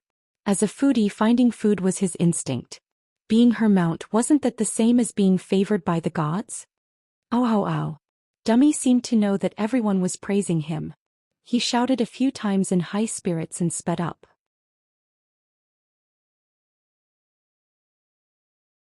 Chapter 489. Prince, wait, don't fly so fast. Zhe and Jun chased after Dummy with all their might, but they ended up eating its farts the whole way. By the time they reached Blue Water Lake they were exhausted. This is Blue Water Lake? Yun Jioga looked down from above and saw a beautiful blue lake embedded in the gray land. In the east, where the water was dense, a group of skinny elk was vigilantly drinking water by the side of the lake. In the shallow part of the lake, a human-shaped snake-tailed orc was hiding in the water, trying to approach them. But these elk were extremely vigilant. When they realized something was wrong they turned and ran. The nagas swam out of the water dejectedly, but it was impossible to chase them. Stupid nagas, they only deserve to eat the small fish in the lake. They want to catch such big prey? Wishful thinking, Zhe said with a look of disdain. It was obvious he had a deep grudge against the nagas. Isn't there enough fish in the lake for them to eat? Why do they want to hunt these elk? This was too difficult. After the black rain, the fish in Blue Water Lake also began to die out. Only the water grass is left. Zhe sighed, but he didn't seem to be gloating. The decrease in food was a disaster for the entire secret realm. Don't the nagas have crossbows? Why don't they use them for hunting? If crossbows could be used to shoot from afar, the elk wouldn't be able to escape no matter how vigilant they were. Those weapons are poisonous. Even if they kill the prey, they won't be able to eat it again, the military advisor interrupted. What's the point of trading if they can't hunt? Yun Jioga didn't think the nagas were stupid. To fight us orcs. The military advisor's thin lips revealed a sarcastic smile. That god emissary doesn't really want to help our beastmen race. He only wants to provoke a war, but these fools still believe in him. Sooner or later our race will be exterminated. I don't think they want to believe them, but they have no choice. Yun Jioga watched as the naga returned to the water. It bobbed up and down but still couldn't find food. It looked very pitiful. Whatever, ignore them. Let's find the gaga grass and go back, Zhe said. Where is the gaga grass? Yun Jioga asked. It's near their territory. We have to go there a bit more, Zhe said with experience. Ow ow ow. Without waiting for Zhe to lead the way, Dummy flapped its wings and flew over. After a while, Yunjioga discovered a large patch of gaga grass planted in a depression. It was black and shiny and its growth was spectacular. 2 Naga warriors were enjoying the cool in a shady place. 4 female Nagas were weeding in the field and their service was very meticulous. Don't the Naga eat meat? Why would they spend so much effort to grow the gaga grass? Yunjioga had thought that the Naga tribe protected the gaga grass to repel foreign enemies, but now he realized that this was not the case at all. They would eat a little from time to time, but they wouldn't plant them in large amounts like they are doing now. I heard that the oracle asked them to plant them in exchange for weapons, Ajun said. Right now there are only 2 warriors and a few females. We can fly down and pluck a few before leaving, Aze said. Alright, let's take a look first. If the distance was too far, using the spiritual I would consume a lot of spiritual energy. Yunjioga decided to take a good look at the gaga grass after obtaining it. I'm going down. Then Aze flapped his wings and flew down. The soldiers who were resting on the side quickly picked up their crossbows and fired at Aze. Their archery skills were very good, and they took turns to lock down Aze's movements. Aze could only fly up and couldn't get close. I'll go cover. Strategist couldn't help but go down. However, it was useless for him to go down. The few females grabbed the rocks beside them and threw them at him. This greatly affected Ajun's mobility. Just when Yunjioga was thinking about whether to go down and help, Xianxia suddenly said, "There's an ambush. Those 2 chicks are in danger." As soon as he said this, a dozen Nagas suddenly appeared in the empty valley. A row of crossbows was aimed at Aze and Strategist who were flying low. Yunjioga immediately flicked his moon spirit threads on Aze and Strategist and used the elasticity to pull them up. A row of crossbow bolts flashing with a cold light shot out in unison. Aze and Strategist broke out in cold sweat. They were so close to turning into beehives. Miss Yun, these Nagas seem to be prepared. Why don't we leave first and come back when we have enough people? Strategist looked at the increasing number of Nagas below. The row of crossbows was like the scythe of death. No need, you 2 retreat first. I'll go down with easy. Yunjioga didn't just come to study the gaga grass this time. He also wanted to subdue the Nagas. Miss Yun, don't be impulsive. Strategist quickly shouted. But it was too late. Xianxia had already jumped off Dummy's back with Yunjioga. They landed on the ground and blasted a hole. Fierce, you despicable person. How dare you ambush us? Come and kill me if you dare. Aze didn't dare to fly too low. He could only provoke the leader of the Nagas. The leader of the Nagas was a young man. His long blonde hair was tied up by his neck with a straw rope. He had pale skin and exquisite facial features. His long eyes were slightly slanted. He was gloomy yet gorgeous. Below his waist was a ringed snake tail. He ignored Aze's provocation and ordered the people behind him, "Get rid of this man and take the woman." As soon as he finished speaking, the Nagas all attacked Xianxia, who was beside Yunjioga. Dozens of arrows flew towards Xianxia. The scales on Xianxia's body abruptly grew out, and he reached out with his hand to grab all the arrows. "Don't fight back," Yunjioga quickly stopped him. These Nagas weren't like the 5 poison cult members. They probably didn't have the antidote. He would be the one suffering. Xianxia heard Yunjioga's order. The arrows he threw at the Nagas all flew to the rocks on the side and shattered into countless pieces. His slender pupils constricted. He had never thought that this mysterious man would be so powerful. Most importantly, the scales on this man's body were somewhat similar to the Naga race. Could it be that he was also a Naga? No, Nagas couldn't completely transform.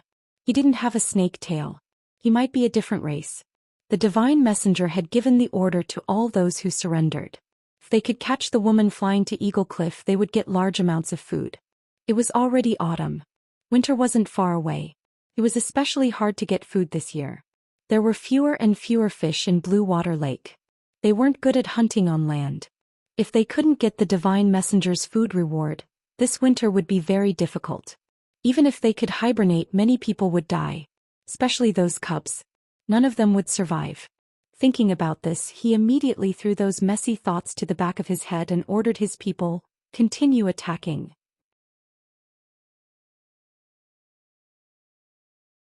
Chapter 490. With that, Meng put down his crossbow, grabbed 2 daggers and pounced towards Xianxia. His movement speed was very fast. The daggers in his hands were made of refined iron, and the venom he extracted from his own poisonous fangs was smeared on them. Zhishang did not dare to underestimate Meng's attack, and he protected Yun Jioge behind him as he fought with Meng. Meng was agile and his body was unbelievably soft.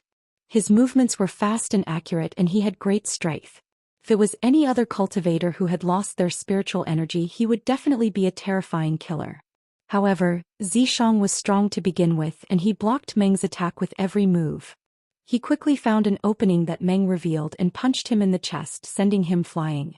Meng's body crashed into a rock and he slid down in a sorry state, and blood immediately seeped out of the corner of his mouth. Chief. The snake men saw that their chief was actually sent flying, and they hurriedly surrounded him. The remaining warriors stood outside in a defensive position, and their snake eyes shot out rays of anger as they stared fiercely at Zhishang. Zhishang looked at them coldly, but he did not have any intention of attacking. Everyone, don't be afraid. Actually, this friend of mine is also a snake man. Yun Jioge tugged on Zhishang's sleeve and said softly, "Hurry up and show your snake tail." Didn't he like to show his tail in the past? Tisk. Zhishang had no choice but to appear in a half-human half-snake form, and he had already stopped being a snake demon for many years. However, since Yun Jioge had instructed him, he obediently turned his lower body into a snake tail. The long black snake tail was dazzling, and the power contained within it was even more terrifying. "You're actually a snake man?" Meng's eyes lit up and he moved his golden and black snake tail, wanting to touch Zhishang's tail. Scram. Zhishang's face darkened and he whipped Meng's snake tail away. CSI. Meng was in pain from the whip, but he still revealed a happy expression and said to Zhishang, "Warrior, since you're a snake man, why are you mingling with the eagle race? They're our enemies." Eagles fed on poisonous snakes, and although the eagle race had never eaten the snake men, the food supply in the mystic realm was getting more and more scarce, and in the long run, it was hard to guarantee that the beastmen wouldn't eat each other. Meng had always been on guard against this day, which was why he had sought refuge with the oracle early in order to exchange for weapons. "You're wrong. The eagle men are not your enemies. Your enemies are the aura of death and hunger. You should work together to overcome this crisis. You will only make things worse if you keep killing each other," Yun Jioge said as he took the opportunity to step forward. "And who are you?" Meng looked at Yun Jioge suspiciously and warily. "My surname is Yun. I believe your divine emissary has mentioned me to you before. Otherwise, you wouldn't have risked your lives to capture me," Yun Jioge said with a faint smile. "The oracle didn't mention your origin, she only said that if we catch you, we can go to them and exchange you for a large amount of food." Meng was an honest young man, he directly spoke the truth. "Haven't you thought about why this oracle wants to capture me?" Yun Jioge asked patiently. "No." Meng shook his head honestly. The oracle was an honorable person, how could they dare to ask for her opinion? "Then I'll tell you." Yun Jioge cleared his throat and began to bluff again. "The reason your oracle wants to capture me is because we can bring you hope. For example, your most important food." "Really? You have food on you?" Meng's eyes widened. The people behind him also became restless. "Lady Yun, our eagle men pledged loyalty to you first. If you have food, you have to give it to us first," Aze immediately yelled. "You eagle men piss off." Meng spat at Aze and then said to Yun Jioge passionately, "Lady Yun, you're friends with this Naga warrior. That means you're a friend of our Naga race. As long as you can give us food, we'll do anything you want. Lady Yun, you're the master of our prince. You can't abandon the eagle men." Aze panicked. "Lady Yun, as long as you can provide food, you can even be my master." Meng was even more desperate than Aze. Stop, stop, stop." Yun Jioge quickly stopped the two and said, "Your two tribes will get enough food. I promise." "Lady Yun, can I ask where your food comes from?" Meng was a bit hesitant. Judging from the eagle men's attitude, the food probably wasn't placed at Eagle Cliff. If Lady Yun placed a large amount of food somewhere else, then he would have to send some tribesmen over to help protect it. "Don't worry about that. Let's talk about the Gaga grass first." Yun Jioge wasn't stupid enough to take out food from her storage bag in front of them. Although she had a lot of food in her storage bag, it could only help them temporarily. The most important thing was to help them improve their environment and teach them how to support themselves. Lady Yun, the oracle told us to plant these gaga grass in exchange for weapons. If you like it, feel free to use it. Meng said very generously. He wanted to exchange weapons in order to prevent sneak attacks from the Eagle Men. Now that they had formed an alliance with the Eagle Men, the gaga grass wouldn't be of use anymore. I don't think the gaga grass is for food. It's for research on the... Before Yunjioga could finish her explanation, a crunching sound came from behind her. She turned around stiffly and saw Dummy squatting in a corner of the gaga grass, happily eating. There was already a pile of black residue at his feet. Yunjioga quickly opened her spirit eye to take a look. She realized that the gray gas in Dummy's brain had indeed thickened. Dummy, get over here. This was the first time Yunjioga lost her temper at Dummy. Ayo. Although Dummy didn't understand, he still obediently rolled in front of Yunjioga. Eat, eat, eat. Sooner or later you will die from eating. Yunjioga pointed at Dummy's head in disappointment. Ayo, ayo, ayo. Dummy was still unconvinced. In front of delicious food, there would be no joy in living if he didn't eat. You dare to talk back after eating. Go over there and stand. Yunjioga angrily pointed at a large rock at the side. She was prepared to punish Dummy by making him stand. She had to take this opportunity to teach Dummy a lesson. Otherwise, if she allowed him to eat randomly, there would be problems sooner or later. Ayo. Dummy didn't want to go. Zishang, bring him over. If he doesn't repent, then don't let him come back. Yunjioga threw Dummy to Zishang. Zishang carried Dummy's fat body with a look of disdain. After sealing his meridians, he stood in a golden rooster posture as punishment and watched Yunjioga's situation from the side. After Yunjioga vented her anger, she turned to see Aze, advisor Jun, and Meng looking at her with a dumbfounded expression. Only then did she realize that things weren't going well.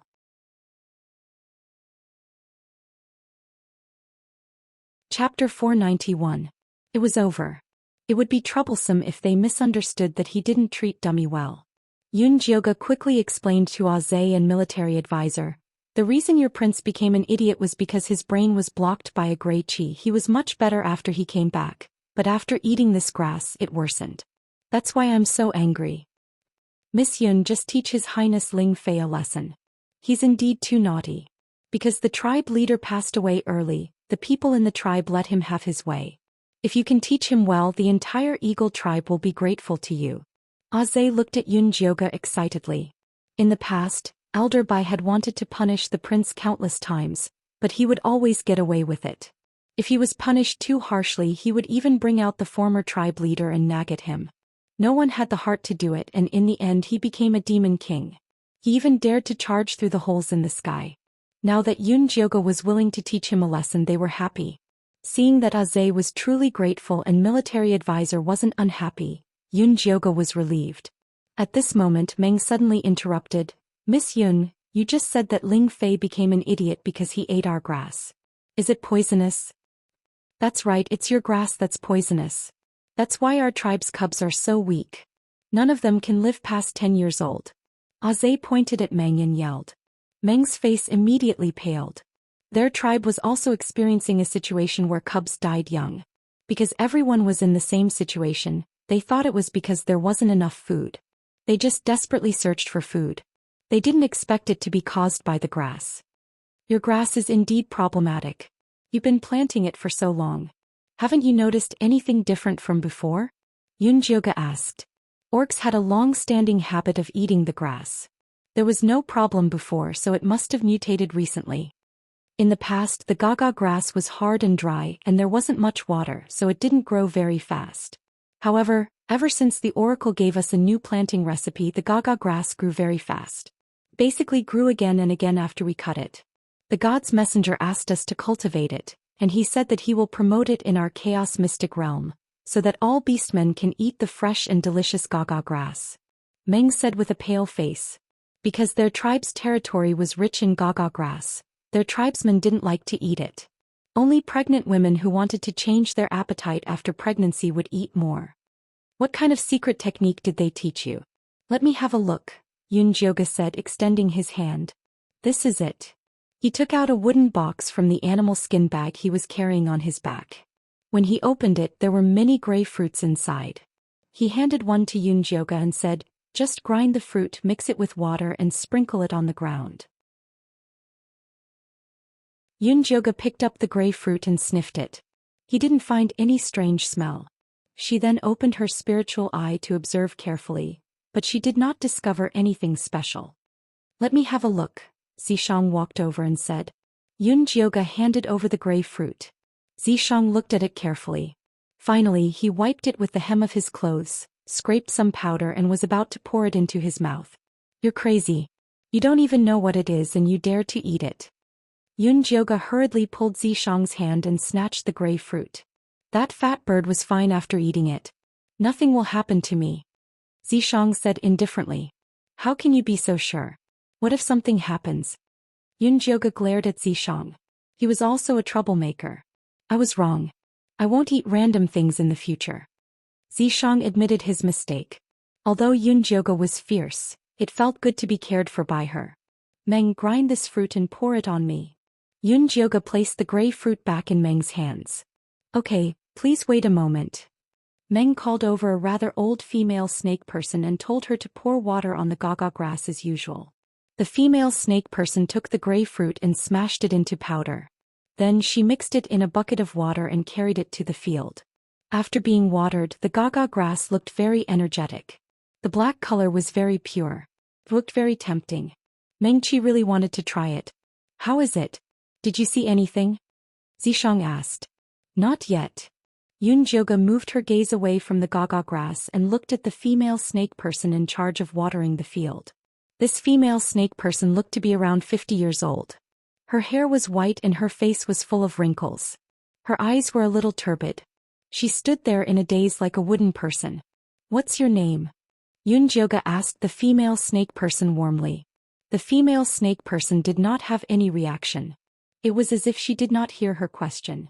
She's called Aunt Gaga? Meng asked the female snake person. Has she always been like this? Yunjioge asked Meng.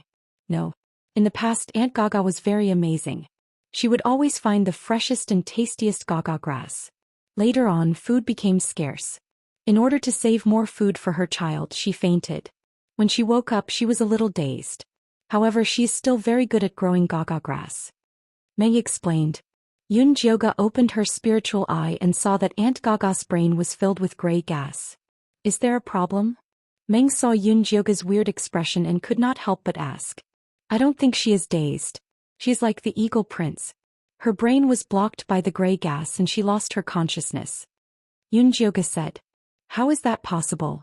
Aunt Gaga has always lived in our tribe. She has never left. Meng heard that the Eagle Prince flew into a hole in the sky. The gray gas is in your tribe.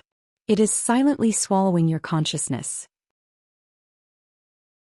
Its ultimate goal is to turn all of you into puppets. Yunjioge finally understood what the gray gas was. It was puppet gas. It was specially used to make puppets. However, the lump in front of her was different from the one she had seen before.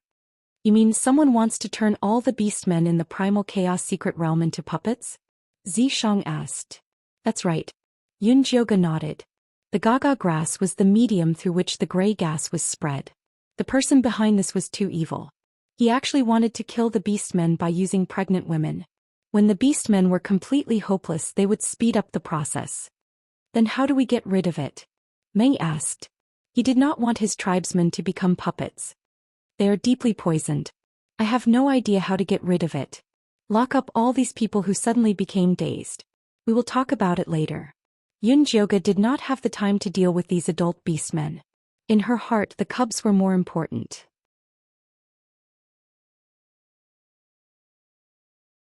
Chapter 492. Okay, I'll lock them up now. Meng ordered his subordinates to take Aunt Gaga away. He straightened his tail and bowed to Yunjioge. Miss Yun, I pledge my loyalty to you on behalf of the Naga tribe. Please save our young. Get up. Take me to see your young first. Yunjioge gestured for Zishang to help Meng up. Zishang ignored him. Fortunately, Meng immediately got up and led the way. Miss Yun, this way please. The Naga warriors quickly surrounded Yunjioge and Zishang, pushing Aze and the military advisor outside. Aze and the military advisor were kings in the sky, but they were inferior to snakes on the ground. Aze angrily squeezed a few times but couldn't get in. He could only follow behind gloomily. Did we forget something? The military advisor suddenly remembered something after a few steps. What did you forget? Aze looked confused. Never mind, I can't remember. The military advisor shook his head and continued walking. Dummy, who was still standing on the grass, looked at the people walking away and immediately howled. Yunjioge stopped in his tracks. He had almost forgotten about Dummy. Do you understand? Yunjioge asked. Understood. Dummy's fat head moved up and down like a chicken pecking at rice. Will you still eat random things in the future? Yunjioge asked again. Yes. No more random things. Dummy was really scared this time. He was too fat. After standing alone for so long, his legs were about to break. Good boy. Yunjioge patted his fat head and had Zishang release his seal. Then he walked toward the Naga tribe with Meng. Dummy limped behind the Naga warriors with Aze and the military advisor. Yunjioge walked into the Naga tribe and saw many Nagas walking between simple wooden houses. They were all skinny, not much better than the eagle tribe. That's our nursery. Meng pointed to a white wooden house at the back of the tribe. This wooden house was made of eucalyptus.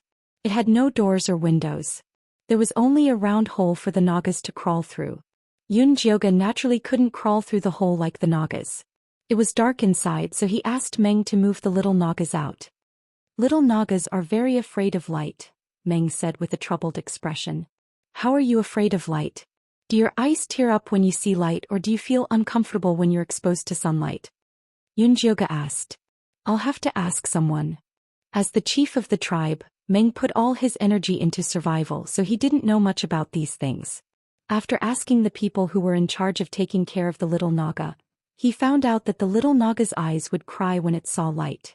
In that case, cover their eyes with black cloth and bring them out, Yunjioge said. Black cloth? What is that? Mei asked. Yunjioge looked at the snake people who didn't even need to use animal skin to cover their nether regions. He could only helplessly express that they only needed to cover the little snake people's eyes. There was no need to use black cloth. We can weave black leaf grass into blindfolds for the cubs to wear, the Naga who was in charge of taking care of the cubs said. Oh, that's right. Quick, bring the dark night grass over. Meng Qi ordered his clansmen to quickly weave 5 masks and bring them into the nursery. Put some straw mats under the shade of the tree for the children. Yunjioge asked Meng Qi to build a comfortable place under the tree for the little Nagas. There were 5 sick little Nagas in total. They were about 5 or 6 years old. Their heads were covered by the dark night grass, and their skin was pale because they hadn't seen the light for a long time. 3 of them had emerald green snake tails. One had yellow stripes on a black base, and the other had white stripes on a brown base. The 5 little Nagas were slithering on the ground as if they had no bones. The scales on their stomachs were dull and they looked weak and powerless. They couldn't straighten their bodies and move quickly like their strong clansmen. A few days ago there was a gold kite with a tail. Unfortunately, all its scales fell off and it died. Meng Qi's tone was very sad. That was a gold kite. If it could grow up successfully, it would definitely be as strong and brave as Meng Qi. Unfortunately, it died early during the painful process of losing its scales. After Yunjioge examined the little Nagas with a serious expression, he found that they were the same as the eagle cubs. They were all malnourished and polluted by the death qi, and were devoured by the gray gas. As long as the gray gas of death was expelled and they were given more nutrition, they would quickly become healthy again. However, this was easy to say but difficult to do.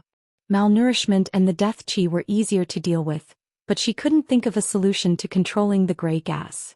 Although she could use her divine power to expel it, it was like killing a chicken with a butcher's knife. It was too wasteful and inefficient. With her recovery speed, she didn't know how long it would take to cure these 10 cubs. This was definitely not the best choice. Yunjioge told Zishang the difficulty quietly. Zishang suggested, should we release Yin Shirley and ask him? Yin Shirley had been the sect leader of the Yin Corps sect for so many years as a zombie. He also had the support of Fan Yin. Perhaps he could think of a good idea. Okay. Yunjioge nodded. However, she couldn't release Yin Shirley in front of the beastmen. She planned to go back to Eagle Cliff first. Lady Yun, our Naga race has many houses. You don't have to worry about safety. Why don't you stay here? Meng Qi said anxiously. He was afraid that Yunjioge would never return. Who knows if I will be sold to that divine messenger the moment I wake up. Aze snorted. Mengqi glared at Aze fiercely. Then he raised his right hand and swore to Yunjioge. I, Shimeng, swear on my life that I will never sell Lady Yun to the divine messenger. If I disobey, you don't need to swear. I believe you. Yunjioge quickly interrupted Mengqi's oath and explained, I'm returning to Eagle Cliff for Ling Fei. He is the first person to be infected by the gray gas. As long as his problem is solved, your cubs and Aunt Gaga can be saved. His Highness Ling Fei is the prince of our eagle tribe. You can't let him stay in your Naga race. Be careful that he gets hungry and eats you like snake meat. Aze provoked Meng. Oeo. Eat all of you. After Dummy recovered his energy, he arrogantly flapped his fat wings and hooted at the Naga. Mengqi was so angry that his face turned red. Just as he was about to retaliate, he heard Zishang say coldly, if he dares to eat us, he can come and try. He was pretending to be a Naga race member, so he naturally had to support them to the end. Seeing that Zishang had spoken, Aze did not dare to say anything. Dummy's fat face looked like he was in a daze. It was as if he was not the one who had spoken just now. This baby had no idea what they were talking about. Master Yizi is mighty. Mengqi looked at the domineering Zishang excitedly. He was so excited that his snake tail curled into a circle. Guard the tribe well. We will return, Zishang calmly ordered. Yes. Mengqi punched his chest with his right fist and said firmly. The other tribesmen also solemnly expressed their obedience. How many of those gray stones are left? Bring them back for research, Chushigu said. 10 more. Mengqi gave all the gray stones to Yunjioge. These divine stones were like poison to him now. Even if Yunjioge did not want them, he was going to burn them all. Don't destroy the Gaga grass yet. We don't want to attract the attention of the divine messenger. Yunjioge did not want to go against Nangong Yu and the others before he solved the problem of the beastman's gray gas. Yes. Mengqi hurriedly nodded and secretly heaved a sigh of relief. Although he had already decided to follow Yunjioge loyally, he was not willing to be the first to fight the divine messenger. It was best to buy some time.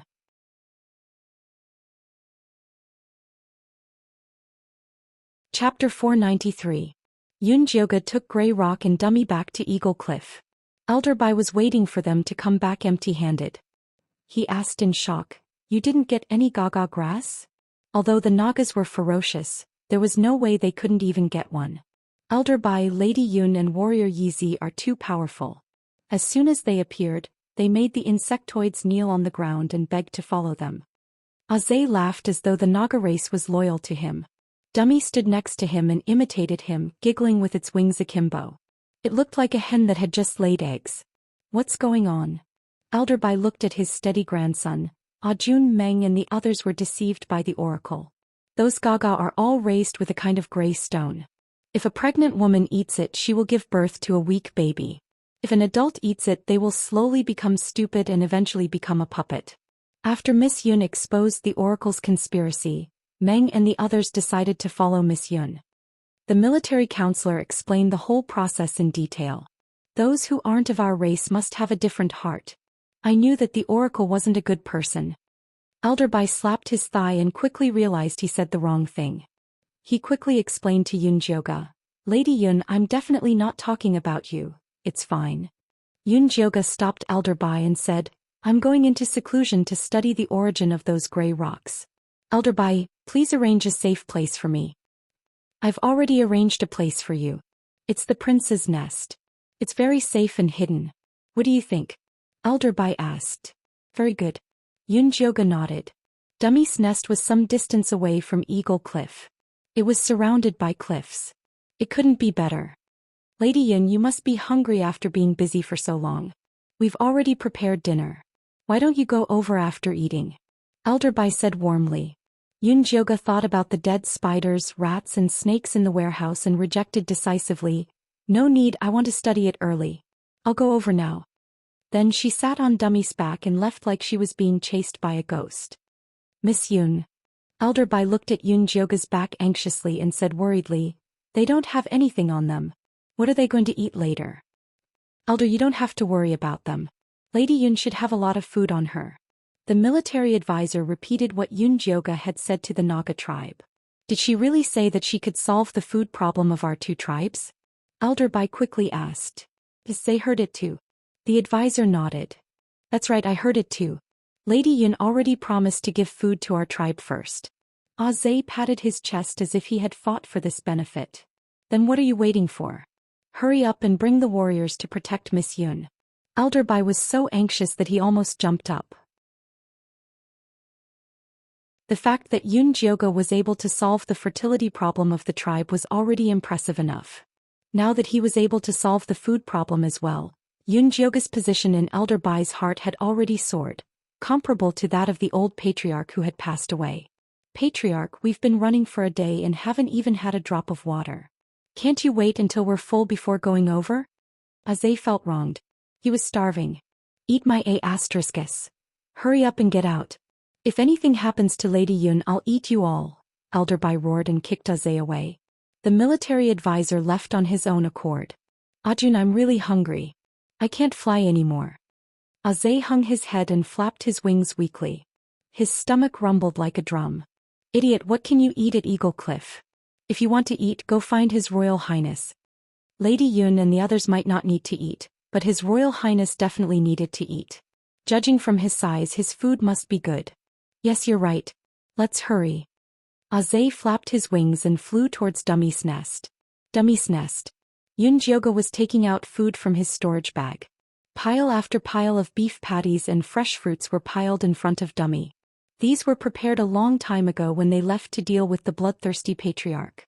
Although they had been there for a few years, the storage bag was empty. They were still very fresh when he took them out. Dummy, be a good boy and watch the door. Don't let anyone come in and disturb us, okay? Yun Jioga patted Dummy's fat head. Ow ow ow. Dummy spread his wings to encircle the food and nodded furiously. Although cherry pills and spirit water were delicious, eating them every day was boring. It was good to change up the taste occasionally. Good boy. Yun Jioga pacified Dummy and brought Zhi Shang into the depths of the nest. Then she took out Yin Shirley from the storage bag. Last time she used a bit of Yin Shirley's heaven and earth spiritual heart power. This time she gave him some god power as compensation. The golden god power dripped onto Yin Shirley's heart. Yin Shirley's originally corpse-like chest began to rise and fall. Color returned to his face. Then he slowly opened his eyes. Lady Yun Yizi? Yin Shirley looked at Yun Jioga in confusion. You're awake. How do you feel? Are you feeling unwell? Yun Jioga asked. I'm fine. I'm fine. Alright, where is this? Where's the divine temple? Yin Shirley crawled up from the ground and realized that he was in a wide cave. The sky outside was gloomy and there was a faint aura of death in the air. The divine temple has been destroyed. This is the chaos mystic realm. Nangong Yu brought Zhou Xian and the others into the mystic realm a month earlier than us. Yun Jioga briefly explained what had happened. Yin Shirley listened with admiration and looked at Yun Jioga with admiration. The problem now is that Nangong Yu and the others are destroying the mystic realm. I suspect that these stones have something to do with them. Have you seen these stones before? Yun Jioga took out the gray stones and asked Yin Shirley. Let me see. Yin Shirley took the gray stones and wanted to infuse spiritual power into them. However, he realized that his Dantian seemed to be dead. This mystic realm is a spirit-forbidden zone. Spiritual power cannot be used here, Yun Jioga said. Yin Shirley frowned. After some thought, he rubbed his fingers and a faint gray Yin Qi floated out. You can use Yin Qi? Yun Jioga was surprised. This is my natal Yin Qi. Didn't I tell you that I have the Yin Yang Dao physique? Yin Shirley said. No. Yun Jioga finally knew how Yin Shirley was able to obtain the heaven and earth spiritual heart. He had been the sect patriarch for so many years without being discovered. The Yin Yang Dao physique was a heaven-class bone frame and was even rarer than Lu Tian'er's and Yi Yunji's Dao physiques. Lu Tian'er was born with a refined corpse physique. If she cultivated a Yin Qi cultivation technique, she would turn herself into a living corpse. However, Yin Shirley's Yin Yang Dao physique was able to freely switch between human and corpse. You're tuning in to the Zhou Xian's Legacy YouTube channel. Don't forget to subscribe and join us on this journey to catch the most captivating stories.